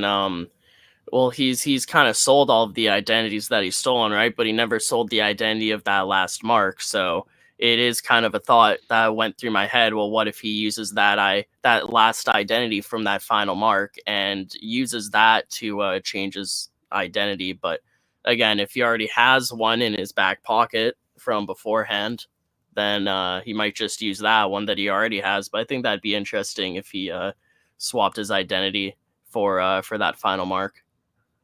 Yeah, and I mean he's obviously working with a guy who is providing a service of selling identities. You know what I mean? Like they sell Hmm. that. They get the money. The him and Jeff and Buddy are getting the money for each one of those from someone who obviously would be a guy to talk about if you needed to change your name and disappear. DSKC Gaming, thank you for the $2. So Kim didn't tell them about Jimmy reaching out. Kim didn't tell them. Oh, Assumed by I guess when she went to give the affidavit, no, she definitely covered it up whenever she was talking to Cheryl. And the idea there is that she's protecting him because that's what she's always done. We've seen numerous instances of her protecting Jimmy throughout the series. I guess most recently with Susanna Erickson in season 6, whenever she was in her office. I think that's the last time that she just blatantly went into protection mode. But what I'm wondering is if there's also there's another layer of her trying to, hoping against hope that if she doesn't make this decision for him, that he can make it and can change. Because I mean, she could just call the cops on him if she wanted to. You know what I mean? Like, hmm if that was her intention, was to get him in trouble, that would not be difficult at all. So I guess it's just like, what is the motivation? To is she trying to keep him safe because that's what she thinks is best, or is it something deeper? Well, I do think it's one of those situations where no matter how long they go without speaking or how much time passes, that they still care about each other. And I do like the idea that Kim is leaving it up to him to make that decision on his own, especially since Kim has always had so much pride in making her own decisions as well. And it's really interesting seeing that after so long of Kim being passive and living in Florida, that this is the first decision that she's really made in so long, and it's a huge one. And I think that even though she told Jimmy or Gene, whatever, to turn himself in, that she wants him to make that decision on his own. I'm not sure if she's hoping that he doesn't, because then it means that she won't actually go to jail, or if she's hoping that he does, because then he'll be the witness to her confession. But I do like the parallel of her telling Cheryl, if my ex-husband's even alive, directly relating back to her telling Gene, I'm glad you're alive. So she definitely is covering up for him. And I love that callback there within the same episode. Yeah, yeah. Eric Mariasis, thank you for the 10. Do you think Jimmy Jean Saul seeing Kim get sentenced to go to prison would be worse of a punishment for him than going himself? I just have a feeling he wouldn't be afraid and could even thrive. Um, yeah, I mean, who he is right now, or who he was when he was Saul Goodman, no problem. I mean, prison is terrible. It's an inhumane travesty of you know civilization. You know what I mean? It's there's nothing. Even if you're thriving in prison, it's not the same. You're no one is happier thriving in prison, or than they are in the real world. But I mean, yeah, you could totally see that if he remains Saul slash Gene, and the Jimmy part just stays buried, and he never faces any of what he's done, and never becomes a different person. That does absolutely make sense. And even in that, yes, I do think that seeing her get sentenced would be much worse, for him. Yeah, I don't know, like, I don't really know what else I can add to that. It's just, it's not really there's no doubt in my mind that that would be the worst outcome for him, as if she went to prison. Yeah, yeah. I mean, as I said, I don't really know if she's going to go to jail before he does. I think him going to jail will cause her to, but in the situation where this does happen, I could see that really hurting him and him getting, really sad and depressed over it. But I even wonder if he could just cut his losses, and if he does somehow manage to get away, if he'll keep running. I'm not sure if that would break him down entirely and cause him to turn himself in just because he feels bad, or if he'd still stay on the run, even knowing that Kim did take a fall. But in a way, she did turn herself in, so it may have been what she wanted. I don't know if that'll give Jimmy, bring him down to earth the same way that Marion did at the end of the episode. But yeah, it's a real interesting thought for sure. Yeah. I've been thinking a lot about that, about the "I trusted you," um, and the breaking of the trust, being part of his turn, or the part of the thing that kind of woke him up or whatever. I mean, we don't really know because we haven't seen what he does next, but the reaction that we saw, that it's definitely happened in that moment. And it's a stretch, I guess, but I kind of think I was kind of thinking about the way that he felt whenever Kim told him in 609 that she knew about Lalo and she didn't tell him, because I've been wondering where that fits in specifically. And that was the moment, or the part of that whole situation where she broke his trust, like, everything else aside. um he trusted her that they were on equal footing, that they were absolutely in that together. And in that situation where she thought it would be bad for his PTSD, or she thought that he would go into the mode of trying to protect her, and that would throw off the plan that was important to her at that time. All of that, that's part of who Saul Goodman is. That part, that I guess that rejection, or that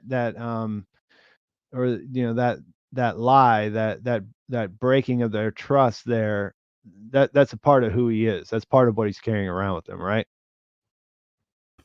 Yep, yep, definitely a good point. I also really like the parallel of Marion being to Irene, because it seems where he Yeah. backpedaled with breaking Irene's trust and trying to get her friends back, he really doubled down with Marion here. Um, yeah, I don't know. It's really, there's a lot of parallels you can make towards it, and I really wonder if he actually does he actually does care to the point that, well, that he broke her trust, just because I think that he did really genuinely enjoy spending time with her, and he did think of her as a friend, and it wasn't just a means to an end. I do really like your parallel about Kim lying to him about Lalo, though. I wonder if that has anything to do with it. Yeah, I mean, that's really the only thing. I mean, obviously he trusted Chuck, but I mean, they were brothers. He knew that that's who Chuck was. He wanted Chuck to be someone different, you know, Hmm. and he couldn't get that. It was, it was an unobtainable goal or expectation. So the trust, like the actual choice of that, of her saying, "I trusted you." That's the one place where I could think that he might have felt betrayed, was the fact that Kim didn't tell him about um Lalo being alive, and that there were some big consequences that happened to that because of that decision. And it's complicated because, yeah, Mike told her not to worry about it, to live her life and all of that, and then he pulled his guys and whatever. But like, between them and where he's at in his head, that there is a betrayal there. Shiba Ghosh, thank you for the 1999. It's very generous. Great content. Thank you both. You're welcome. Amazing Mhm. how Gene tripped up by showing he knew about Bale in Albuquerque, a callback to Bagman. Lalo looms over everything. Question: how will you see Breaking Bad differently after BCS? Yeah, I hadn't thought about that big bail payment in season 5. That's a nice connection there that it didn't pop up to me. Yeah. Um, yeah, and also, yeah, Lalo's like a specter. He's always. It seems like he'll always be haunting Jimmy slash Saul slash Gene. How will I see Breaking Bad differently? I mean, that's an ongoing thing right now. It's still developing. After 609, what I felt like was I'm going to see it differently because this is a really sad. It got a lot sadder. Like the fact that he's using the Saul Goodman persona as a coping mechanism. Um, there's that. There's Mike. His character is a lot more tragic if that was even possible. Um, but yeah, I think that if I go back and do a full series rewatch, I'll be thinking about the motivations a lot differently for everyone that's involved and how Saul, you know, kind of is a catalyst for a lot of things and what that's in response to. Yeah, that's the thing, right? Saul's the thing that brings the whole Breaking Bad universe together. I definitely see Mike's relationship with Saul differently. Like when you look at the 611 scene with Saul and Mike compared to what episode was it? I think it was either Half Measure or Full Measure when Mike goes to Saul looking for Jesse and he's using that swing master. Um, I don't Mm, know. There's just a lot of scenes in Breaking Bad that now that we have the context of Better Call Saul, we'll see everything in a different way. I think it definitely makes Saul a tragic character where he used to just be kind of a haha, comedian. Now it's just depressing to think of the ways yeah. that, and another thing too, like the way that he just kind of nonchalantly tells Walt to get over the whole IF Ted situation. Clearly that's just, again, him putting up the ruse of the casual sexuality and everything because he he's trying to tell Walt like, oh, you're not the only one that's been through something like that. I mean, I guess Kim never cheated on him, but his previous wives did with Chet Yeah. or his stepdad or whatever that story was. But Mhm. it's just another situation of Saul just trying to be casual, trying to pretend like he doesn't care about when women break his heart when clearly he does very much so. Yeah. Just a bit. Yeah. Joe Gabriel Costa, thank you for the €2. Ending isn't flashy, according to Bob O. Thoughts? Yeah, I remember him saying that early on in one of the early articles that came out. Um, But I think I think what he said was it's not a bunch of people shooting guns and things like that.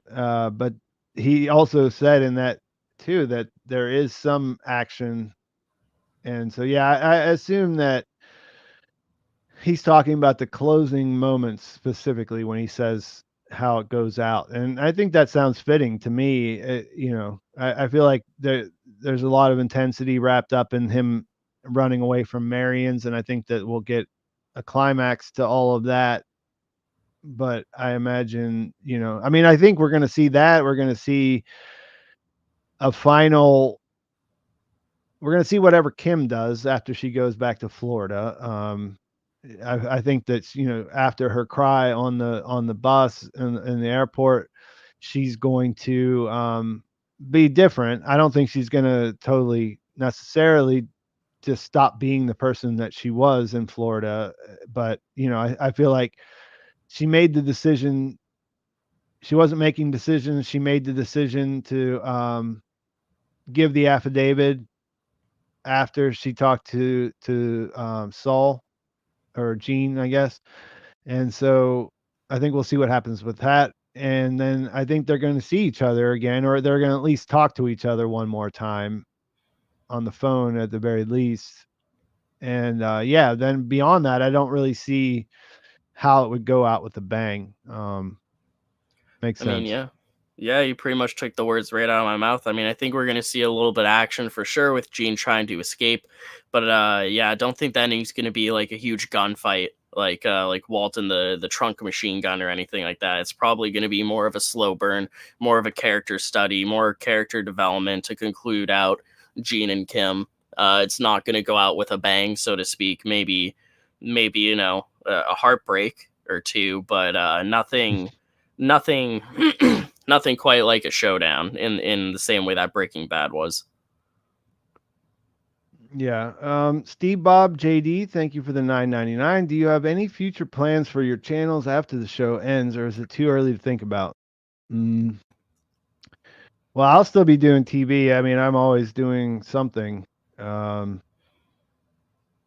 I I'm gonna do House of the Dragon. I'm gonna do something with that. That's gonna be a really crowded space, and I'm not sure. I mean, I'm gonna back when I didn't do this full time, I was Game of Thrones was one of the things that kind of pulled me into this, and I'm a big fan of those books and that TV series for the most part. I'm pretty excited about it. It's kind of coming right on the heels of this, which is like the only thing I'm thinking about right now.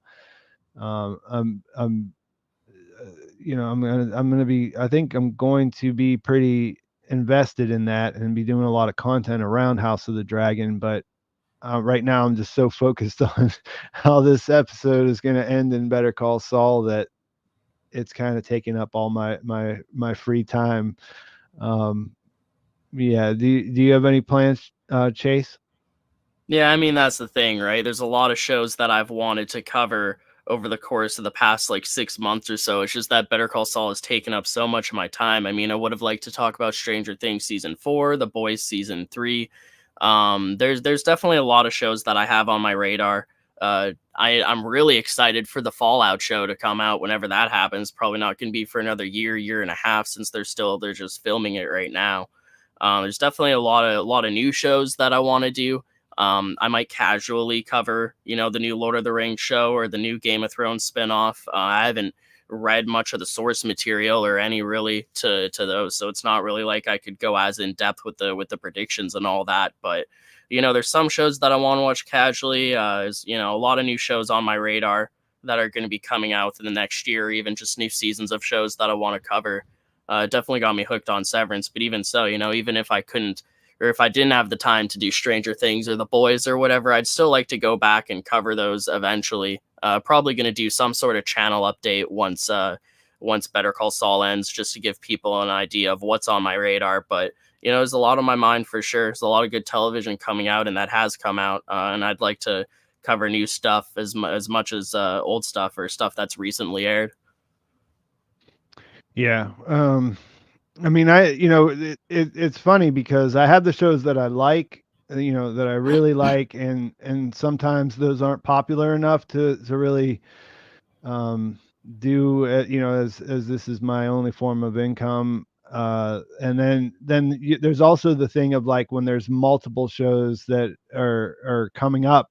At least for the way that I cover them and the way that I get into whatever it is I'm doing, like I have to I can't I can't really jump back and forth as easy. Like right now, I'm trying to finish up my For All Mankind season finale video, and it's sort of like it sort of takes the whole like this is sort of get out of thinking about one thing and switch back to the other.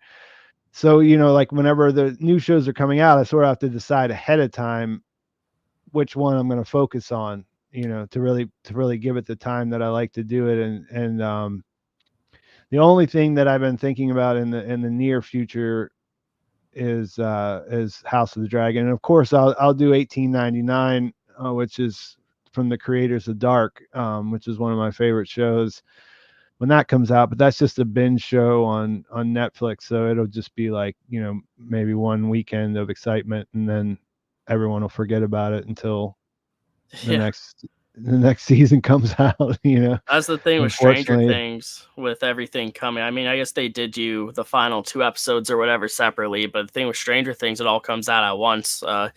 At least with The Boys, even though it is a streaming service, they do once a week. Same thing with Invincible. Whenever that comes out, be happy to talk about season 2 or whatever for that.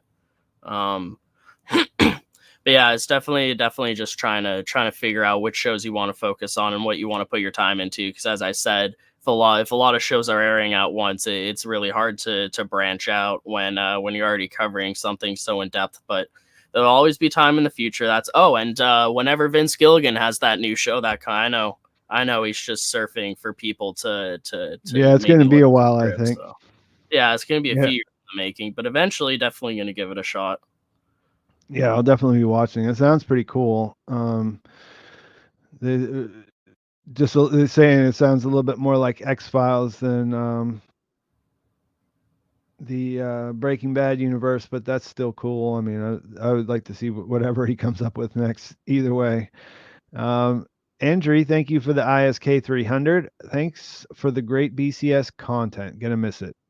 Yeah, I'm gonna miss being able to, just hop on whenever I feel like it and have a big live stream with 1,000 of you guys sitting here talking to me. I mean, I appreciate it. I think, I'm going to definitely miss it just as much as you guys are.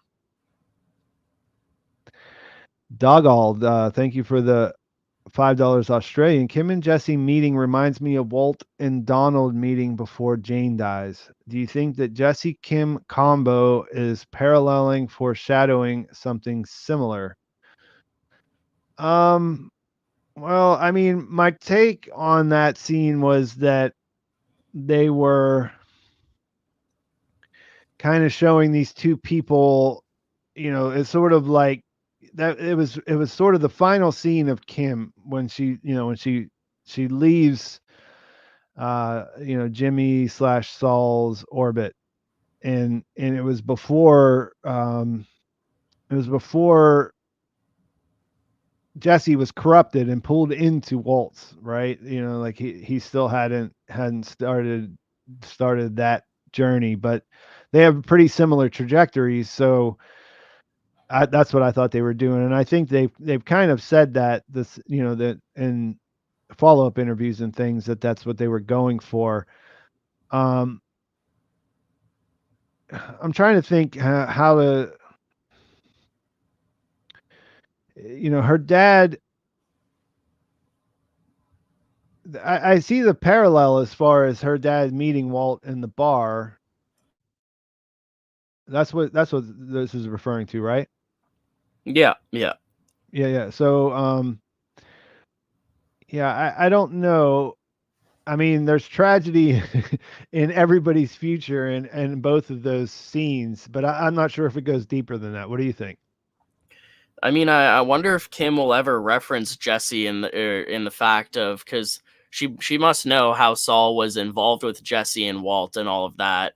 So I wonder if she's going to put two and two together and realize, hey, that Jesse guy, I met him once outside Saul's office. I mean, they were complete strangers, and at least for the better part of 6 years, or I guess they never see each other again. That's the only time they ever saw each other face to face. I do like the parallel of how Kim helped Combo and then met Jesse, who's Combo's friend, and then Yeah. Combo eventually dies. That is really cool.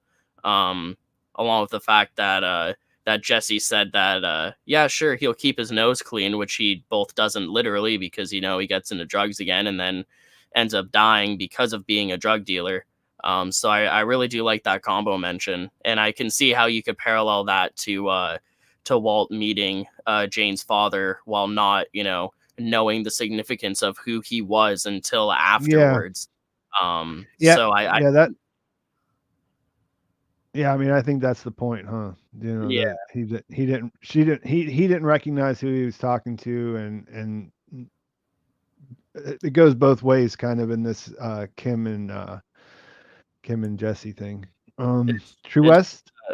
I was just gonna say, it's just that with the Walt and Jane's father thing, it's just that kind of happens immediately one after another. But with Kim, it's not for like 5-6 years that she, realizes, who Jesse was. So I'm not sure if she'd even remember this scene or this moment. Yeah, Smoke it's with this. kind of been that's what I was thinking when you were talking. It's kind of insignificant. I was thinking at first it was kind of insignificant. Maybe she wouldn't. I mean, they smoke a cigarette in the rain after hours when she has something else on her mind and he's got, a beanie on. The mention of combo maybe, might plant a seed but it's kind of inconsequential compared to the time frame of what happens with Walt in the other situation.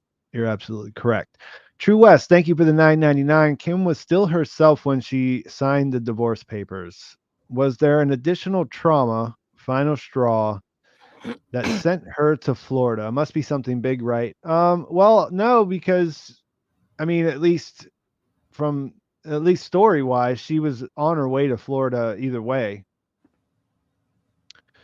She was going there, and she's not in hiding. We kind of talked about this quite a lot in the last stream I did with Gil. She's not in hiding. She's just making choices. She's just making the choice to not make choices because of the consequences of what happened before when she was doing that. And there's obviously she may be trying to punish herself, and I don't think there needs to be another additional final straw. I think her situation with she's in love with Jimmy, but knows that they can't be together, and she sees in this last interaction his self-imposed like what he's doing to himself. And I mean that's pretty bad. I don't know. Do you think there's another thing in there, or I think it's set up the way that it is.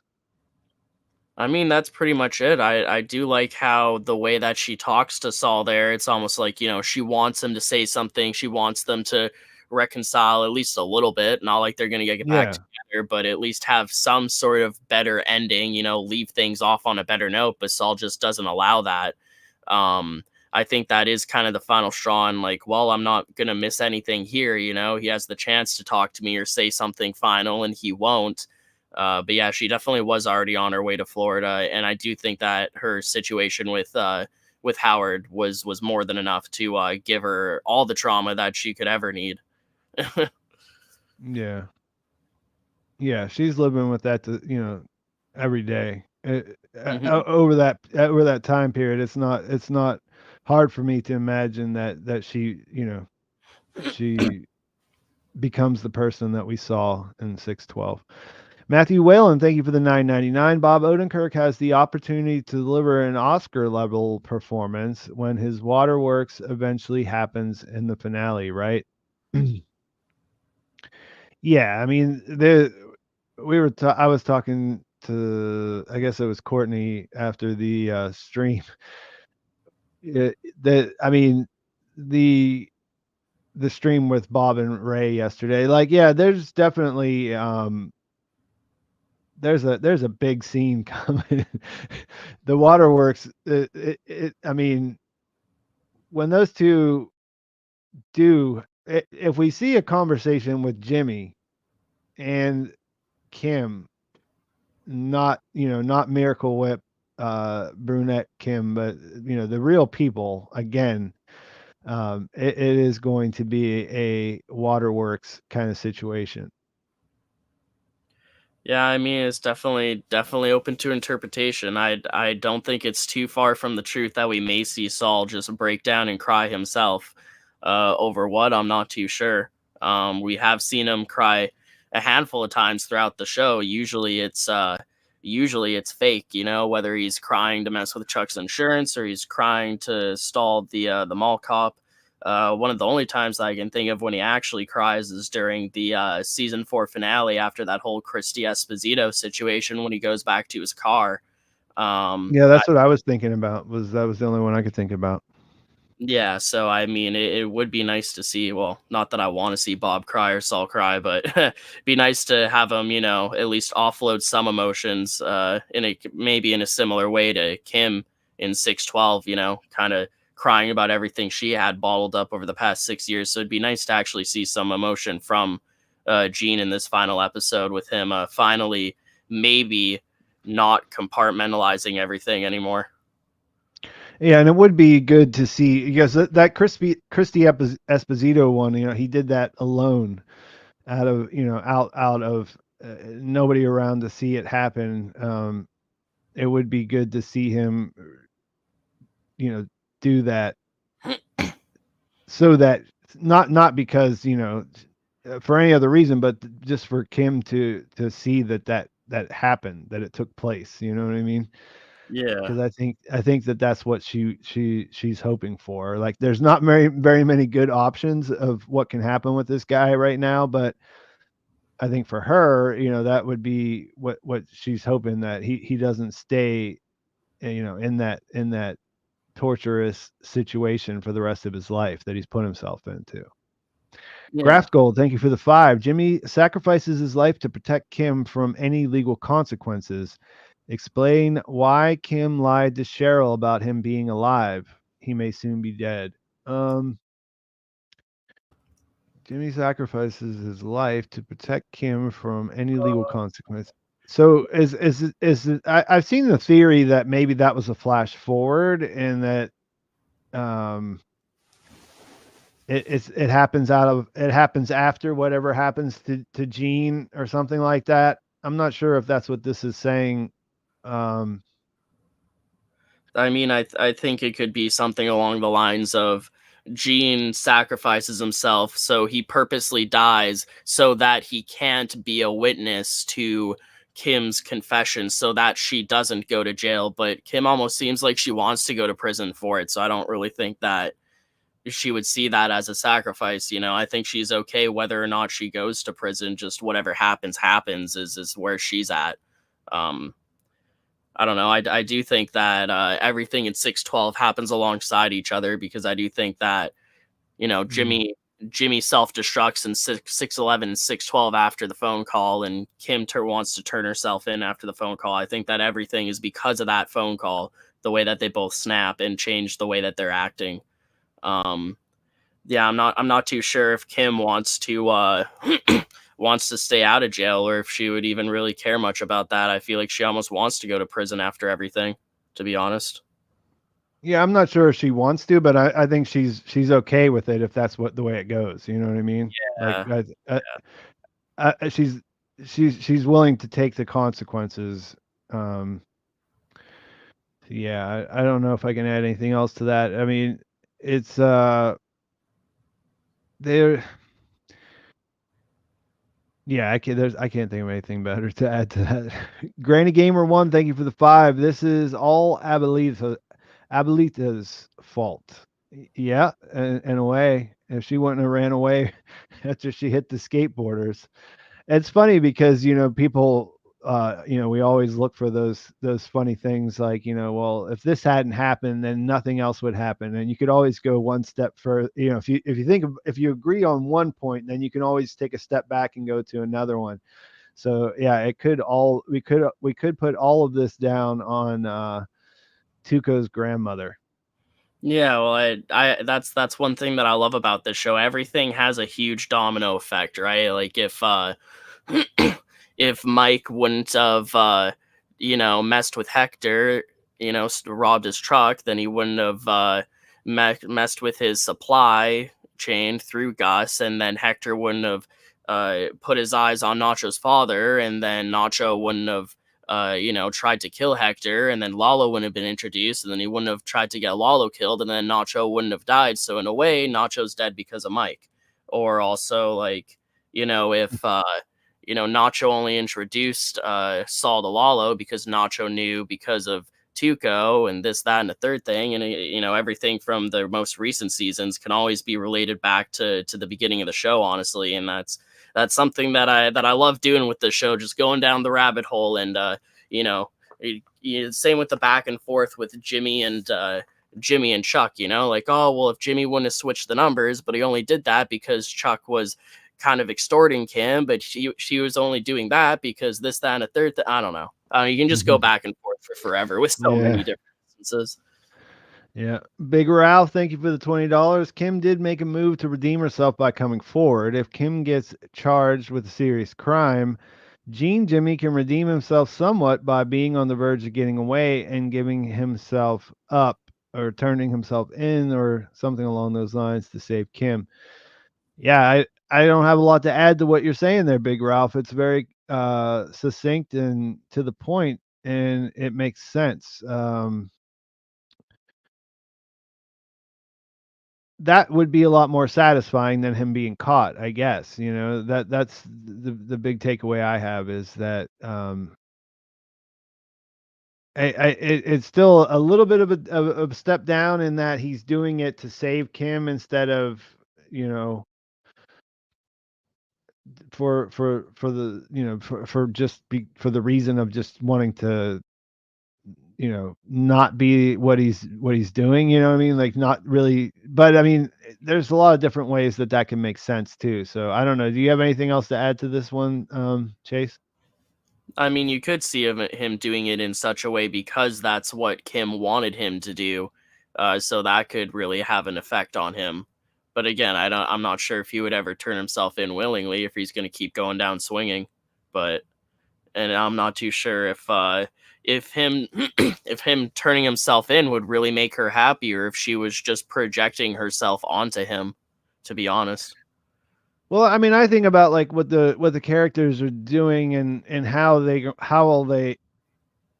I think about them after the fact, you know? If Kim gets charged with a serious crime, you know, Ralph's saying here that he'll be on the verge of getting away. And yeah, that would be good for Jimmy if he had a chance to get away and he changed his mind and he did the right thing. I mean, because that's what we want him to do, right? We want him to do the right thing, but that makes Kim's purpose kind of just to get him to do the right thing and kind of takes away, I think, a little bit from her story or whatever they're trying to tell about her. You know what I mean? It Yeah. makes her a lot more of a side character that is, you know, in service of what he's doing. So yeah, I mean, as long as he gets there and it makes sense, I'll be happy with it. Um, the details, you know, we'll see how they play out because as you just as you were just pointing out with the last thing, you know, there's so many things.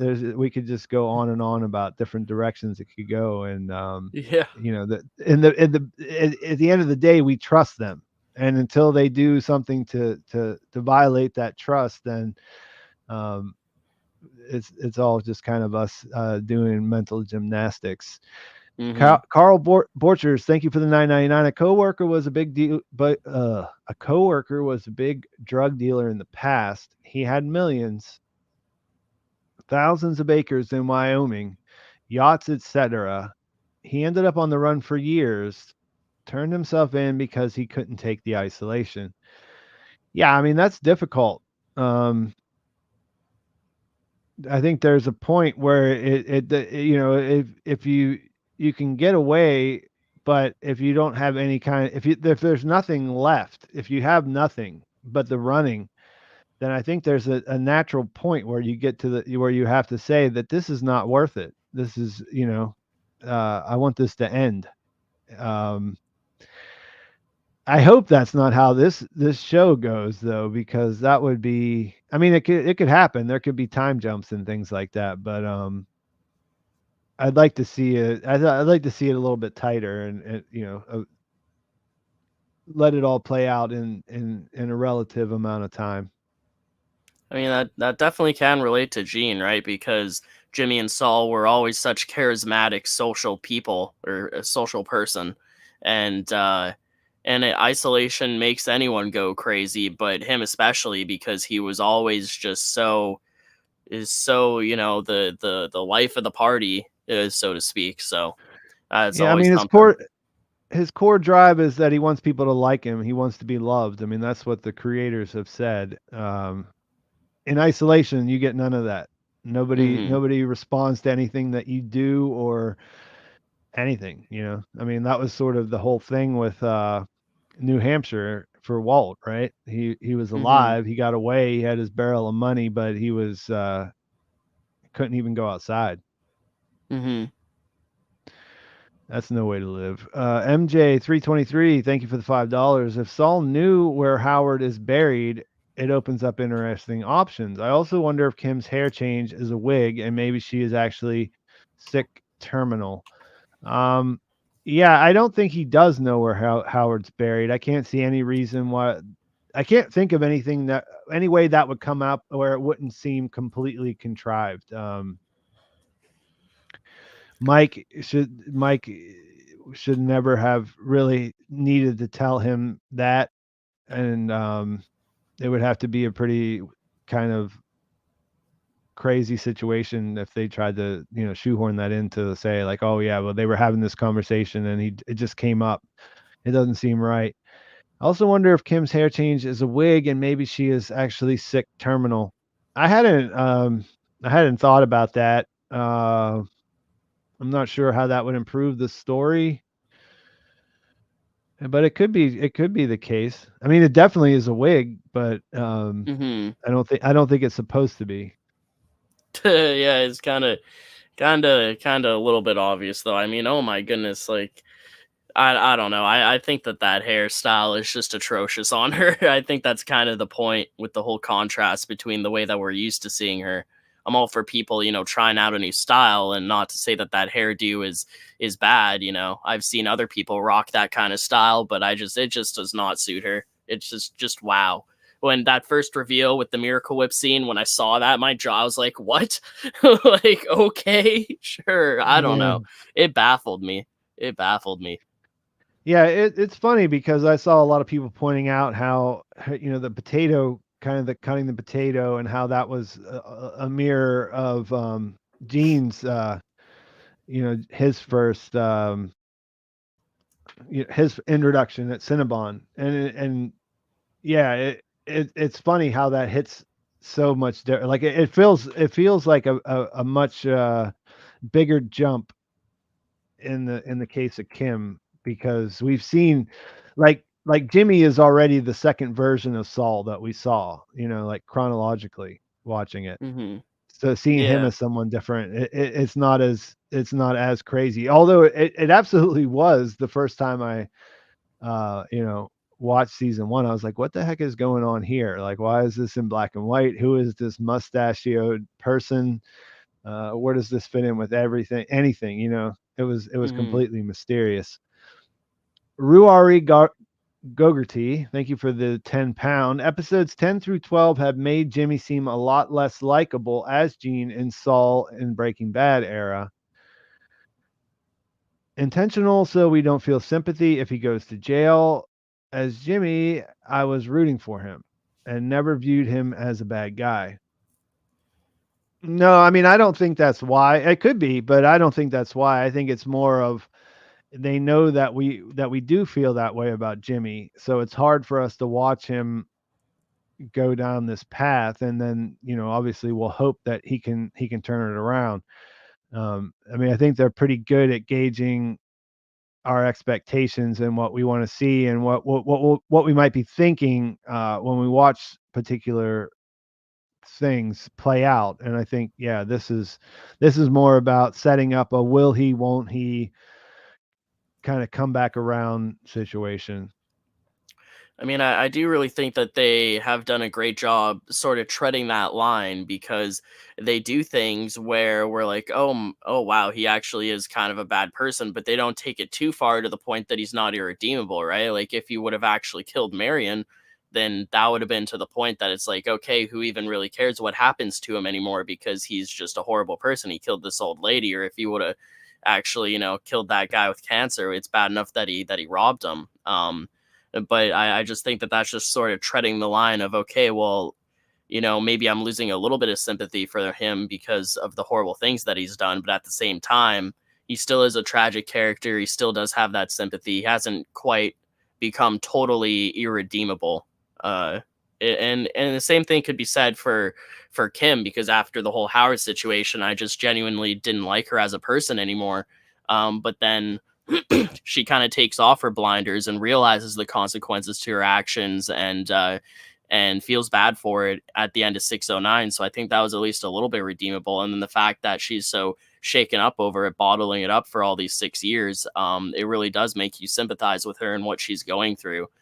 So I think they do a really good job treading the line where they almost make you hate these characters, but at the same time they don't take it too far to the point that, yeah, they're irredeemable. Yeah, I think that's the point. Jeremy, thank Hmm. you for the 199. Jay's final scam: get K exonerated and take the fall.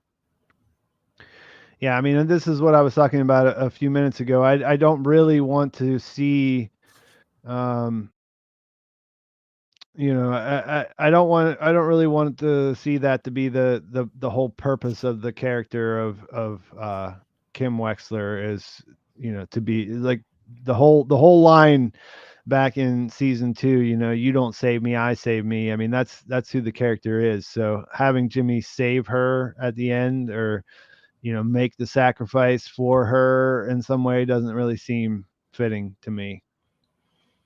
Yeah, she doesn't really need saving, so to speak. But I mean, you could always appreciate the sentiment. But I see what you mean by you want her to sort of have her own ending and her own original conclusion, instead of just being a supporting character to Jimmy, because she really has broken out as her own main character over the past few seasons. Yeah, absolutely. Slant Math, thank you for the 13.99 Canadian. Do you have any thoughts on what will finally transition Gene Jimmy's world back to color? It seems inevitable, but how do you envision it happening?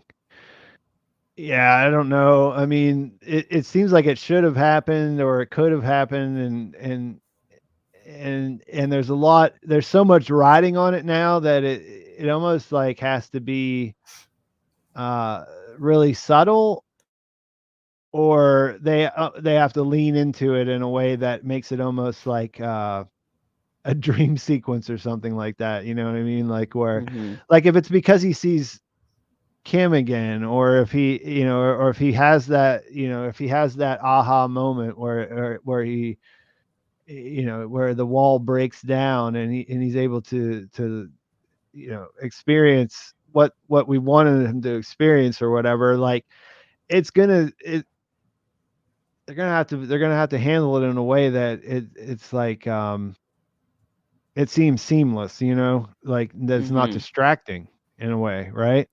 Because it could be really Yeah. kind of corny, like if it's a big distracting thing. I mean, I think back to, like, the Wizard of Oz. Like, the reason why that changed from black and white to color is so incredible is because of the way that they set it up. I mean, but that's literally like a dream.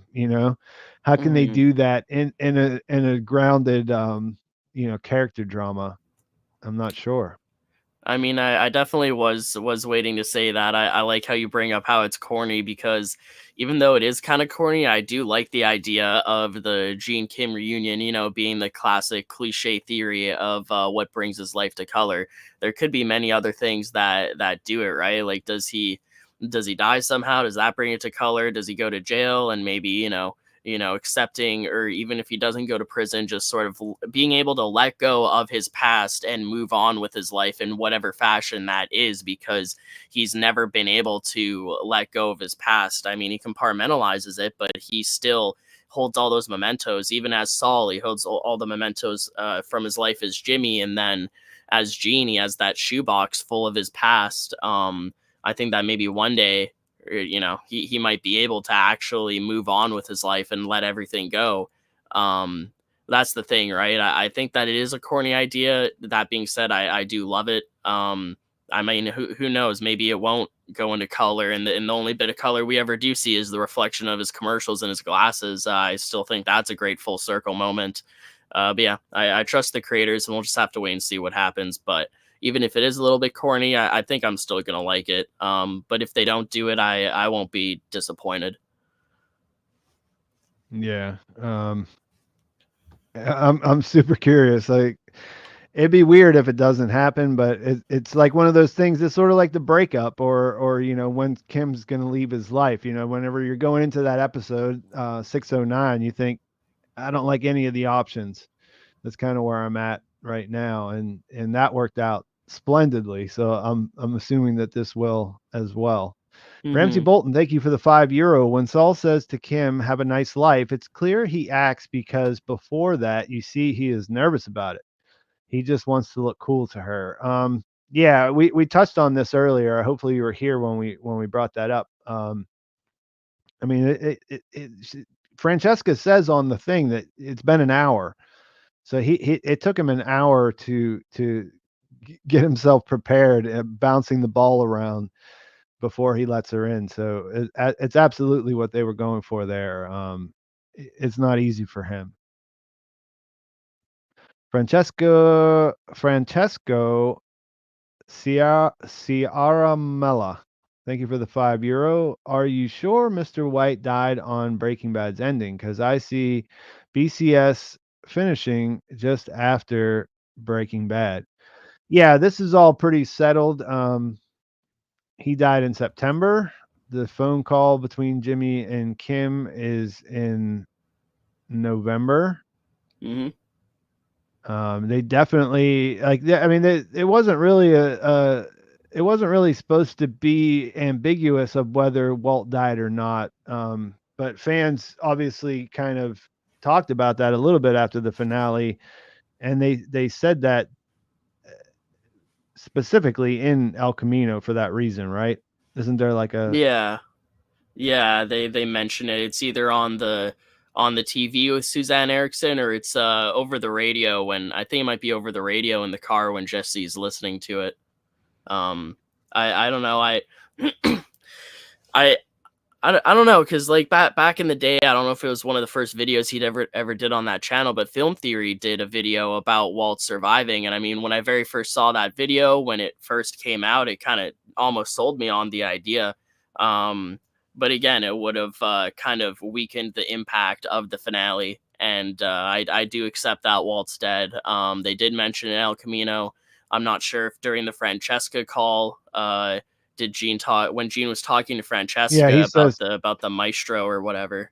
Was that yeah, Walt? buying the farm. Yeah, that's who he's Yeah, talking about. yeah. So I mean, they've confirmed it a few times here. Um, yeah, Yeah, and like I said, the timeline's pretty solid. We're past that. Um, so yeah, you're getting ready to take off, uh, Chase. So I'll yeah. give you a chance to say goodbye and plug your channel before you go. Yeah, for sure. Thanks for having me on. I really appreciate it. It's always a lot of fun coming on stream. I really enjoyed being able to discuss any and all theories for the finale of the show. It's really it's surreal that that this is coming to an end. Even though that may be the case, I'm sure there's still going to be lots to talk about after the finale ends, and I still have a lot of ideas for Better Call Saul and Breaking Bad content planned for the future. We can always go back and do retrospectives and analysis and this, that, and a third thing, tier lists, icebergs, yada, yada. Just the fact that the whole prediction theory aspect of it is pretty much going to be over. I mean, I guess we can always do theories of what happens afterwards, depending on how ambiguous the ending is. But yeah, I hope you guys enjoy the rest of Peach Stream. Thanks for having me on. It was a lot of fun. Once you're done with the stream, if you want more Better Call Saul content, feel free to check out my channel. I believe the link is in the description. I just uploaded my Yeah. 612 review recently, and I did a Kim and Jesse video. Also got that season 4 tier list and 5 and 6 and all that I'm working on. Just sort of chipping away at it here and there. But yeah, I got some other obligations I need to go take care of. So it's about time I hit the old dusty trail. Hope you have a great rest of your stream, and I'm sure we'll be talking lots about the finale when that does come to fruition. So yeah, thanks again. I appreciate it. All right, man. We'll talk soon. Have a good one. Thanks Cheers. again for Peace out. coming out. Yeah. All righty. I will get through all of these. I'll stay as long as I need to answer all your questions. Francesco, again, thank you for the €2. BCS ending like Shakespeare's Romeo and Juliet.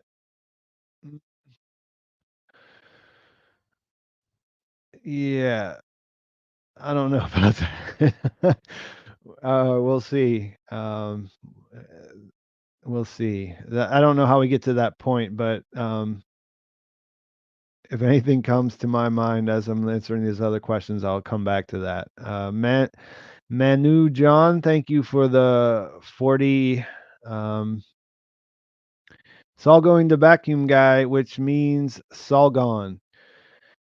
Yeah, I like I said, I don't think this would be a satisfying ending for him to just disappear. There's also the idea that, maybe he tries that and it doesn't work out because he's dead or something like that. But again, I wouldn't like to see it. That's not the way I would get there if I was writing the story, but I'm not a writer, so like maybe they'll surprise us in that way. But I think Saul Gone. That what I hope is that personality is gone and gone forever, and that's what I want to see. I want to see him kill that part of himself, and see what's left of Jimmy, and where he can go from there.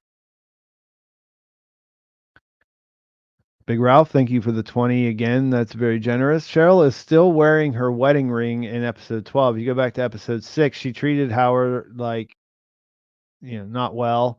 I feel bad for Cheryl, but her own behavior puts a limit on how much sympathy I can have for her. Anybody else?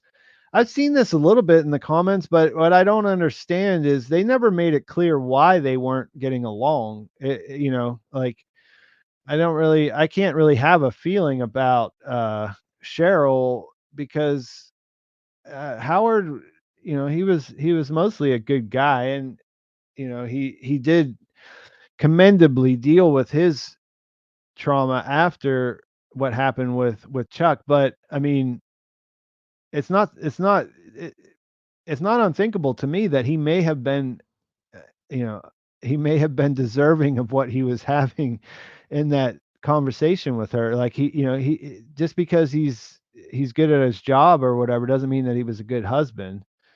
And they had their issues. He mentions that he brings it up at the therapist. So um yeah, she dumped out the latte that he put together, but we don't know what he did to get them to get her to that point of being like that. You know what I mean? Um, so yeah, I don't know. And she is wearing I don't know that she's wearing the ring. She's wearing an engagement ring in that shot. I'm not sure if that's supposed to. I think that's supposed to be his, but we don't really know. It could be a hint that she's finally moving on years later. I didn't hear them make any clarifications about that in interviews or anything that came out after. So I'll have to say that I'm not exactly sure. I have seen, like, to answer your question though, specifically when you say anybody else, I've seen a lot of people bring that up in the comments, but I just can't really follow it because, like I said, we don't know what made Cheryl the person that she was in that conversation. KMJ 2318, thank you for the $5. In my opinion, the final scene is a flashback. We need to decipher the flashback to determine what happens, whether Gene turns himself in, for example.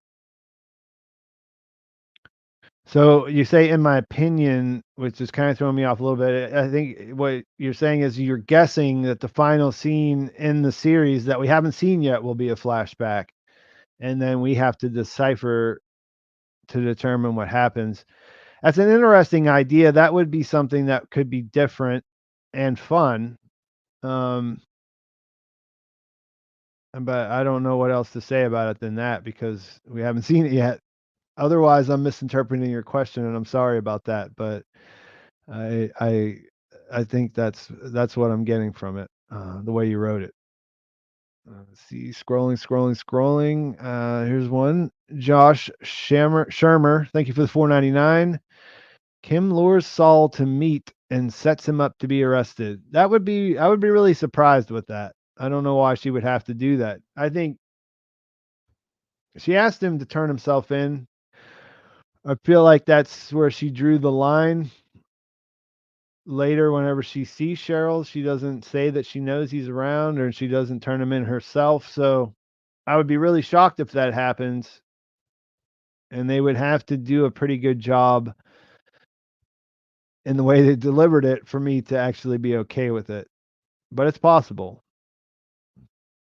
Pete D, thank you for the 5. Any chance that Jimmy's redemption is taking responsibility for all he and Kim's nonsense?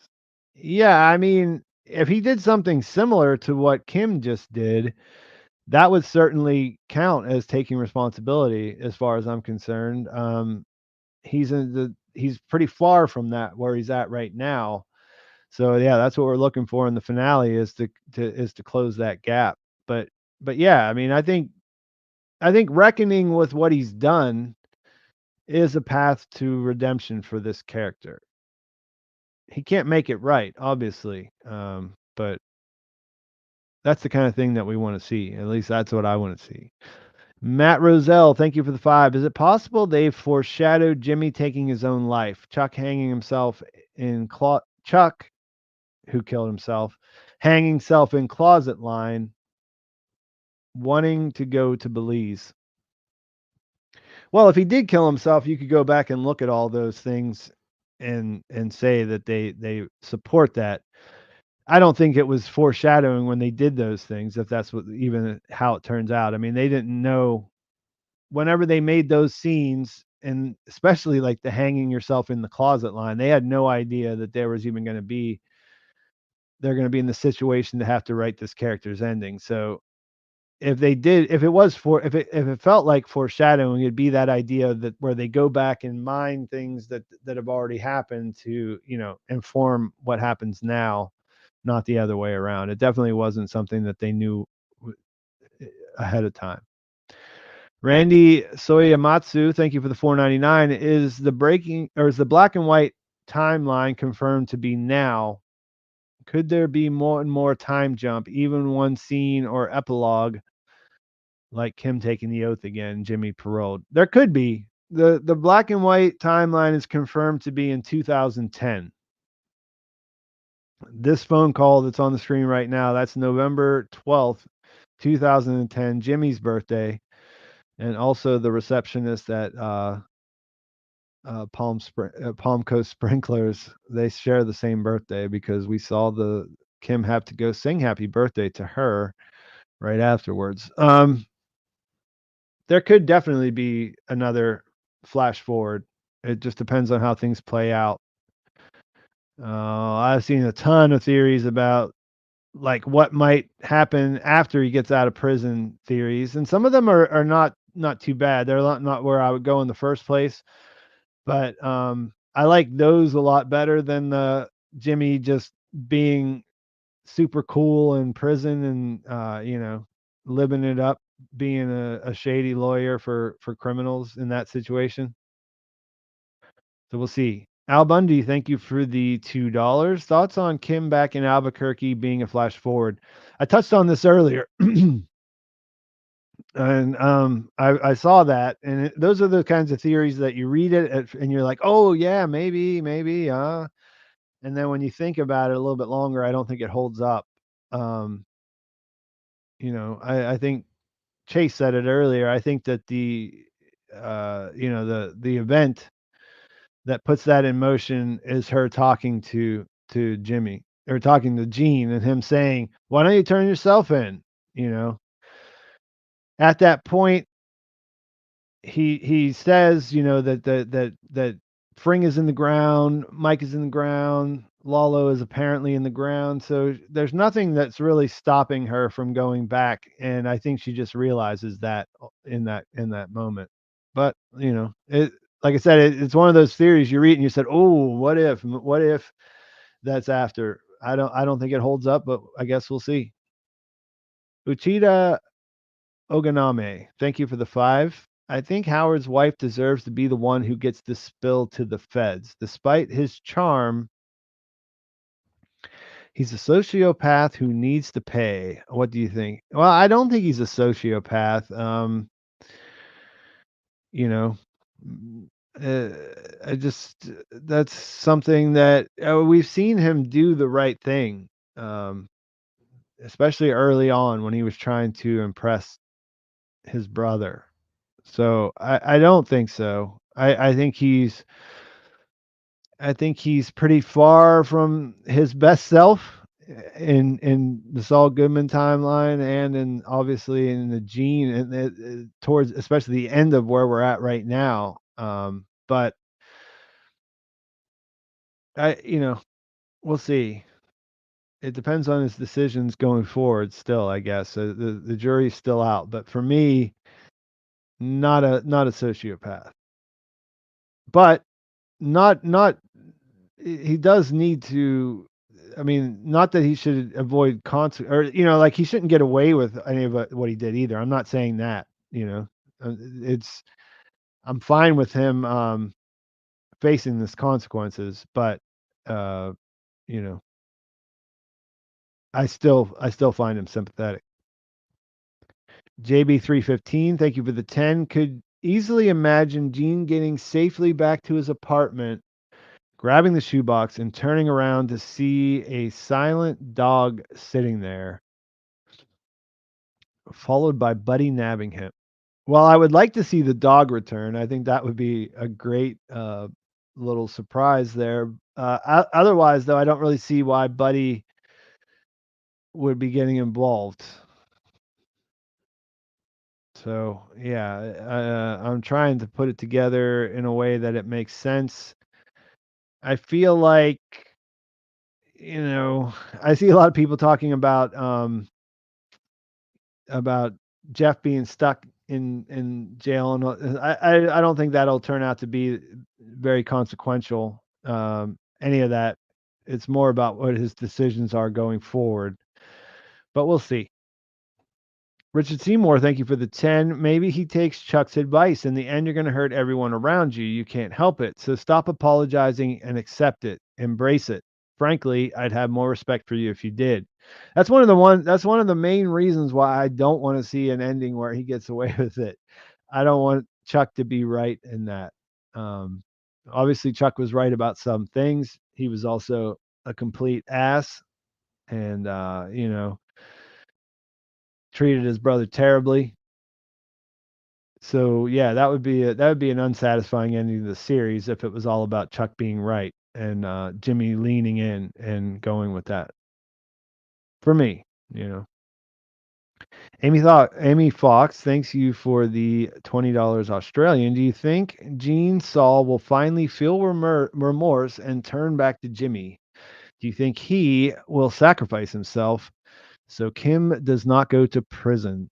Um, Kind of touched on all these things, and this is kind of what I talked about in my last video. If you haven't seen it yet, the please kill Saul Goodman video that it was about that. And yes, I do hope that he'll finally feel remorse and turn back to Jimmy. I hope that I mean I feel like that the teaser, which we haven't really talked about here, I feel like his esteem, that's sort of what that is. That's a piece of him.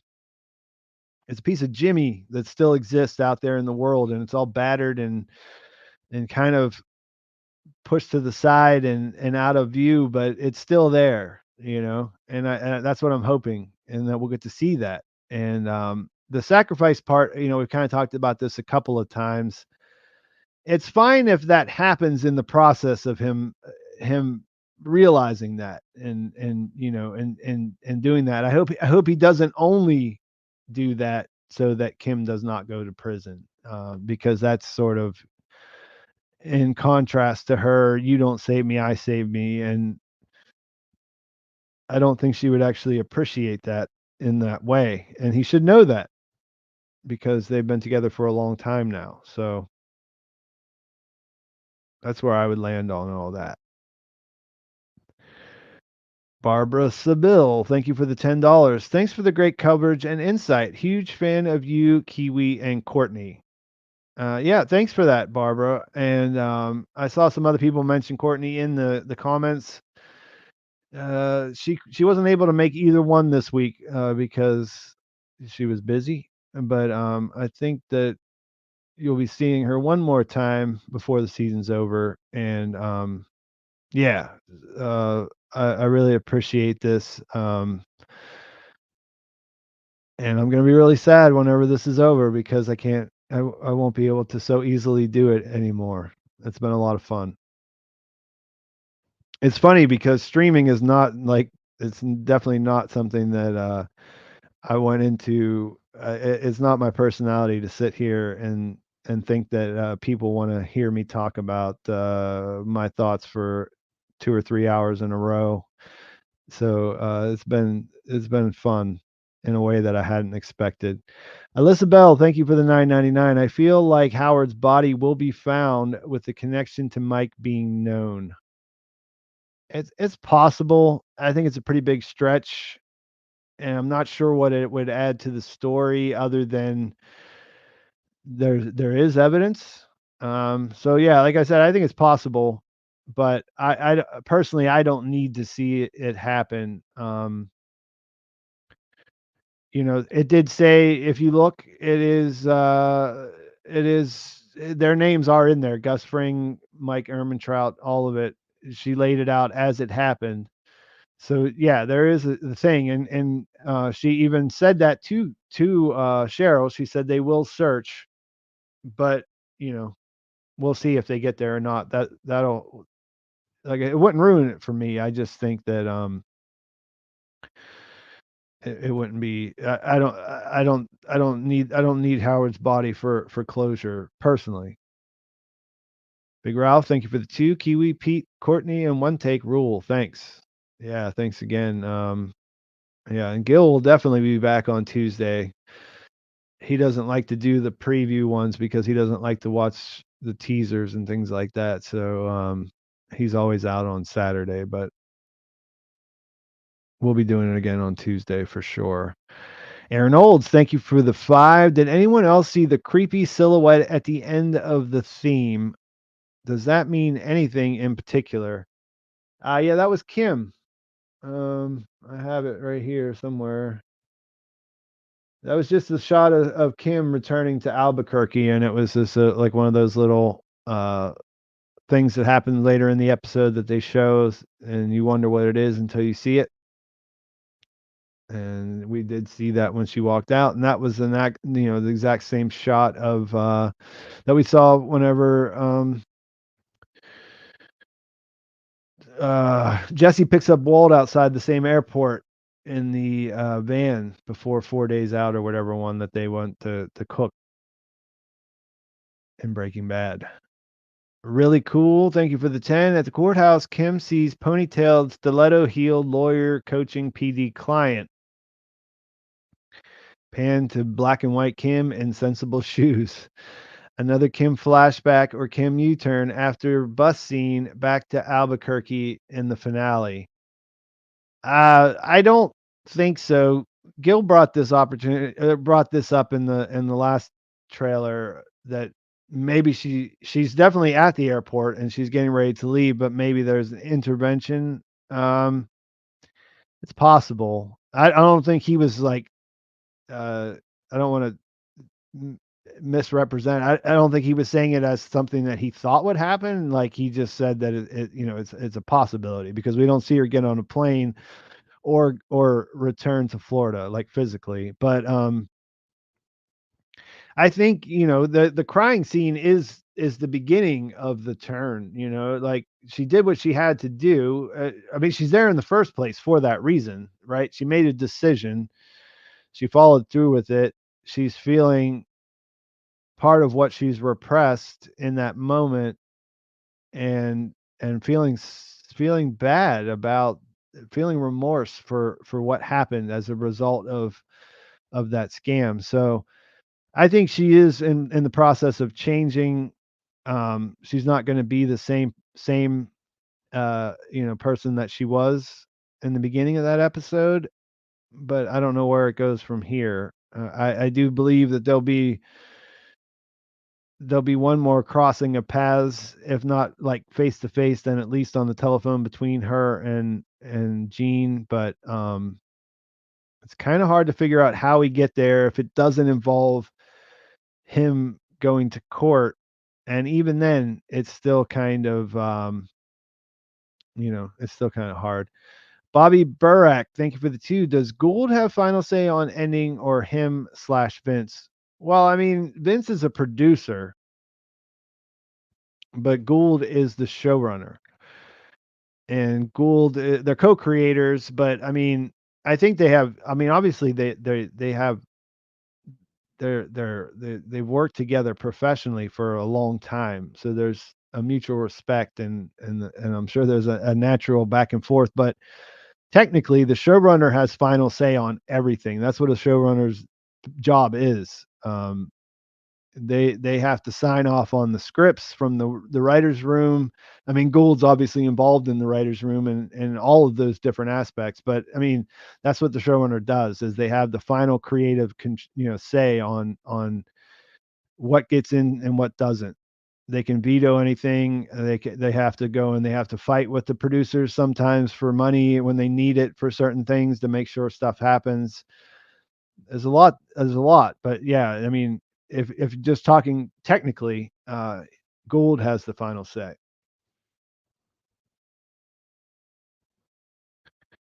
Ricky Dennell, thank you for the $5 Canadian. Best show ever, but one thing I was expecting/hoping for was more of Gus's backstory in Santiago. Any theories on Gus and Peter and maybe Max there? Not really. I mean, as far as theories, I think that it, the implication is that he was somebody important enough that the cartel won't kill him. I mean, I know what happened in Chile with Pinochet and all of that. I'm not sure. I mean, I just always assumed that he was a war criminal of sorts, and they did Gus or Peter Gould and Vince did say on the Inside the Gilliverse that we won't find out. It's not going to happen. They did spoil that there will be no insight into it in the finale. And I think I'm just okay with that. Like I know that Max was his partner and that's his motivation. I thought they did a really great final scene with him there just to sort of drive that home, is that and that does put a little different twist on who he is when we see him in Breaking Bad. But um beyond that, I think it's just details that they could be interesting, but i- they could also kind of ruin the mystique. So why not just let it be the mystery and let us think about it. Dancing Sean, thank you for the 10. We know they use color with purpose. Yellow equals uncertainty, transition. Green equals cover, protection. Red, criminality. Pink seems to be crime adjacent. How do you think orange is distinguished from red? Um,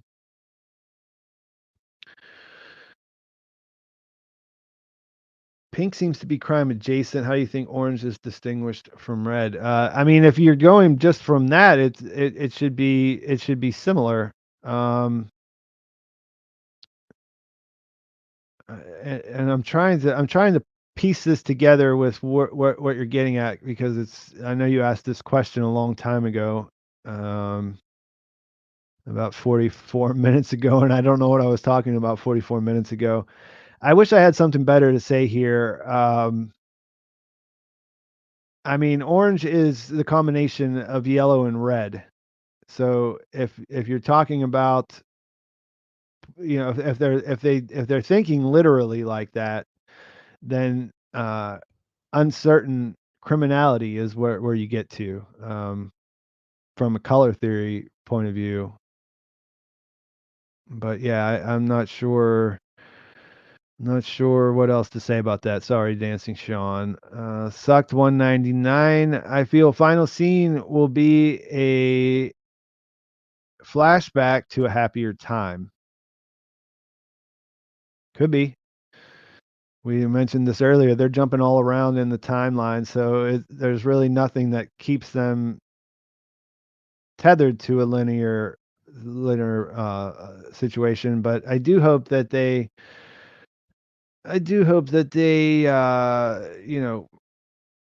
don't over explain things. So, a flashback might be a fitting end in that situation. KMJ 2318, thank you for the 5. You don't save me, I save me still rings in my head. Gene might think he's helping Kim only to screw things up. That's been a theme. Yeah, and I hope that he also understands this. We were talking about that earlier about how the idea of the broken trust that Marion is talking about, that she trusted him, how that might tie back to the Lalo thing with Kim, and that's what she was trying to avoid, right? She knew Jimmy would try to protect her and he would try to make things all right, and that's why she didn't do it, or that's part of the reason why she didn't do it. So yeah, I'd like to hope that he doesn't make that same mistake, but we can't say for sure. He does have to, something has to move him in the direction, but we don't know what it's going to be. I would like for him to make the choice. I think that Kim would like to see him make the choice. I think it would mean more. So yeah, I'm right there with you. Airy Ozone, thank you for the 4.99. Could there be an epilogue that takes place in the actual present day? Jimmy and Kim would be elderly, or is that too corny? Um, I mean, it sounds corny, but that doesn't necessarily mean it would be, because I mean, like, they could probably pull it off. Would they be elderly in 2022? It's only 10 years, 12 years to be exact.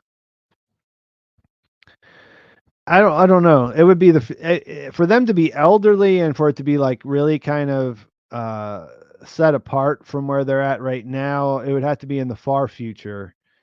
And I don't know. I guess the more I think about, the more I think about things like that, the cornier it sounds. But I don't know. These guys can do anything if they put their mind to it. So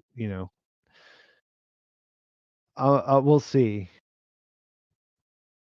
There's a ton. Just to answer your, could that be or could it be? I mean, there's a ton of theories out there that of stuff that happens after, like Saul goes to prison, or does his time and gets out, or there's that a lot of people are thinking about that, and if it's possible. So it's not you're not alone in those and wondering those things. Connor Mahoney, thank you for the 199 euro. Gene plays A on piano and music suggests A major. Mm, I don't know what to say.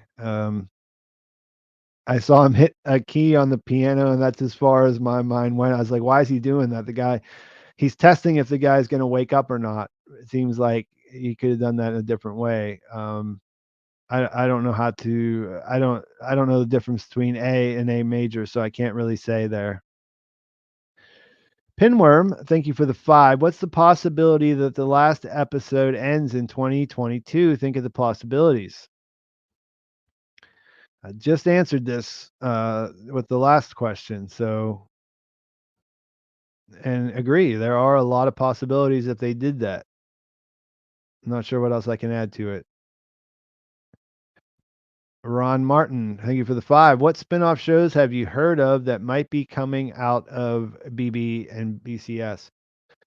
Well, I mean, it's pretty. I mean, they've been pretty honest that they're not thinking of anything in the near future. Um, Gus's backstory is something that people were just asking about. There's been talk of that, of maybe going back, filling in the blanks there. Filling in the blanks on Kim's background was a popular idea, but I think that kind of loses its as we get to the end of her regular story, that kind of loses its appeal. I mean, there's so many side characters that they could do that would probably be better than one of the main characters, um, I mean, I think Gus is the one thing because his story would be exciting and it'd be like inherently exciting. But I haven't heard any that I think are great. There's tons of potential there if they really wanted to do it, though. So we'll see what happens. Larry Seltzer, thank you for the 10. I'll miss you too when it's over. Yeah, like I said, I'll miss all of you guys. I'll still be making videos, but there has to be, I guess, where we're all watching the same thing at the same time. I mean, I've been for the last since season 5 of Better Call Saul, I've been essentially doing this full time, and I'm going to continue to do that. So hopefully our paths will cross again when the next show that we're both watching at the same time happens. I pretty consistently throw myself into whatever it is that I'm doing. So if you liked my Better Call Saul videos, you'll probably like the other ones based on whatever it is that's on and I'm covering. Rambo Ringo, 4.99. Thank you, 4.99 euro. It can't be a part of me, so now it's a part of you. I'm not sure what that comes from. That's not ringing a bell. Jay can't process his feelings, so goes Saul Goodman. Scamming, distracting the pain while inflicting it on others. That's absolutely true. Um, that's what he's doing. Uh, in the Gene timeline now, we're kind of seeing where it's not working, and he's having to up the ante, and we're about to see what that leads to in the finale. Let's see here. Dual Deer, thank you for the 5. Do you think Kim is the only thing that can get Gene to realize who he's become, stop being Gene, and return to Jimmy? And scenes going back to color. Well, I mean, Kim hasn't worked yet. Um, if you think about the 2 interactions that they showed with her in 612, it didn't bring him back. He almost got there on the phone, and he was miles away, actively making sure that Jimmy didn't come out in the divorce paper scene. So yeah, I mean, she's not the only thing, um, but she's the only thing that he really kind of cares about. You know what I mean? Like you could tell in 612 that if there's anything that's keeping him going, like in his own twisted way, like it doesn't really make sense because he's not doing it for her. But like, if there's something that keeps him going, is it's the thought that they might get back together, and I think that's where there gets really interesting. Like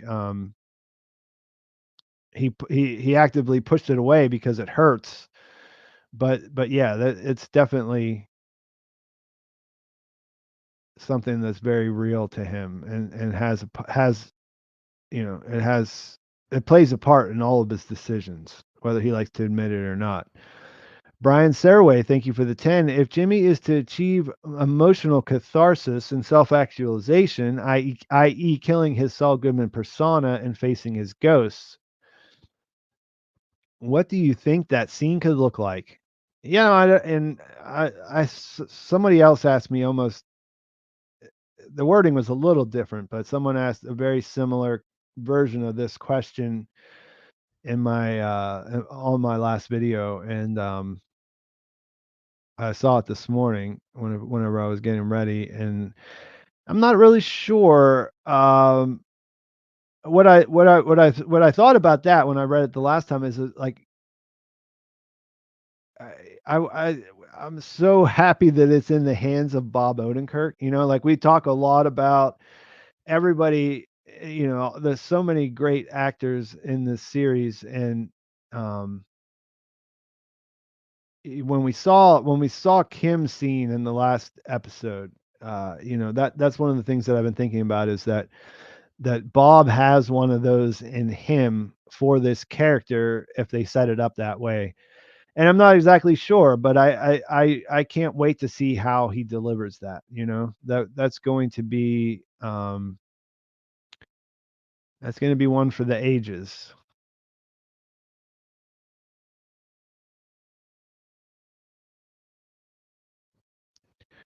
DT, thank you for the $10 Canadian. I'd like to think Jimmy represent himself in court, and in being presented with all he's done, finally break down and have to confront his crimes.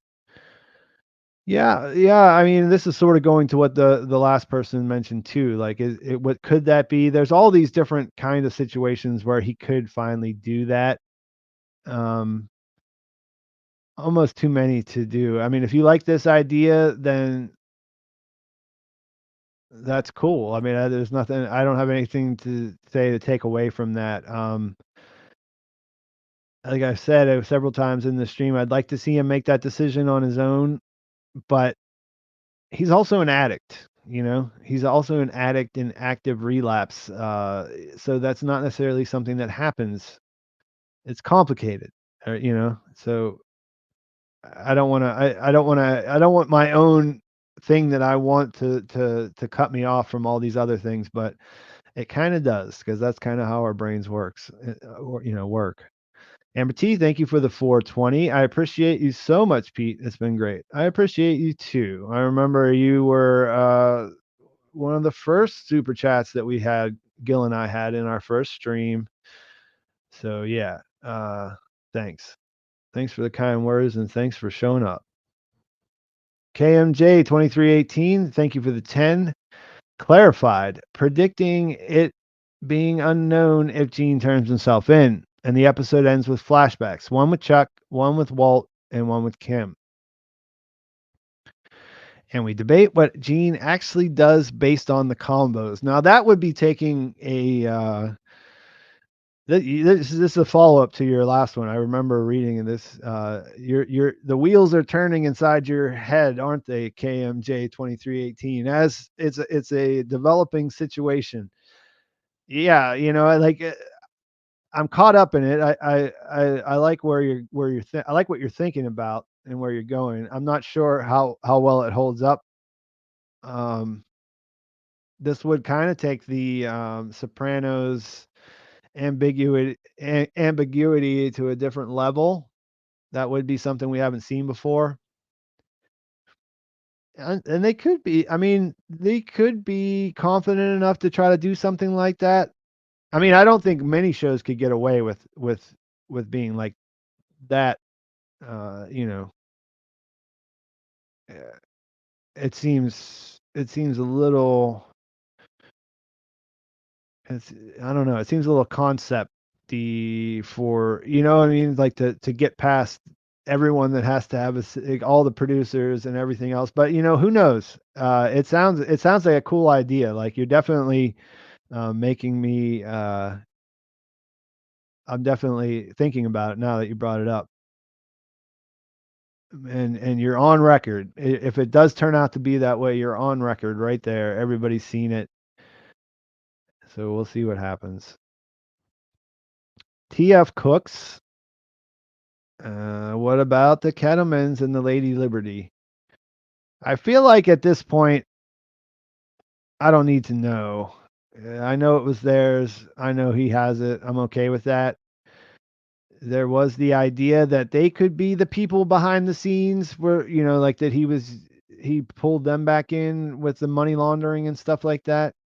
Craig would be good with it, but I mean, I feel like now we're kind of beyond the point where that might come back up. I could be wrong though. I mean, we're going to see Walt again. We're going to go into that timeline, not all the way back to BCS necessarily, but that's even possible at this point. So yeah, I don't know. I don't. I think that if they could fit it in, I'm okay with them explaining that, but I hope they don't shoehorn it in just for that answer because it's not really necessary. Um, it's not relevant, I guess, for what's happening right now at the moment. There's some big things going down, and that's a detail I can overlook in the midst of that. Um, let's see, JB315, thank you for the 10. Thanks for excellent content, Pete. Appropriate ending. Gene learns nothing about himself, morality, or the human experiences.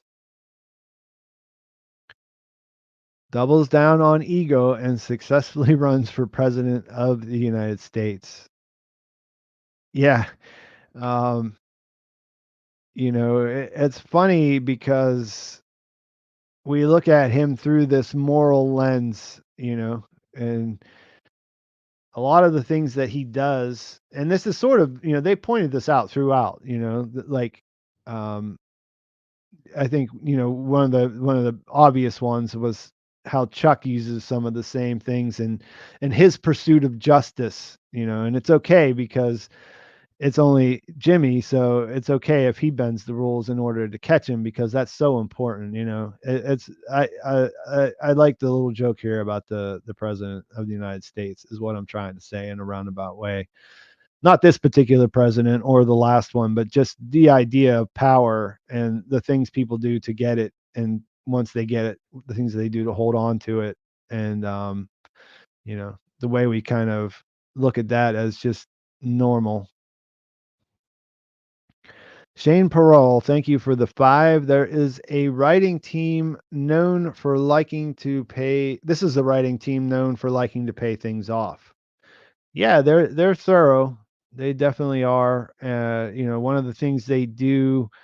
I got to ask Vince and Peter a question a couple of weeks ago in a super chat, and that was one. That's what I asked them was, what is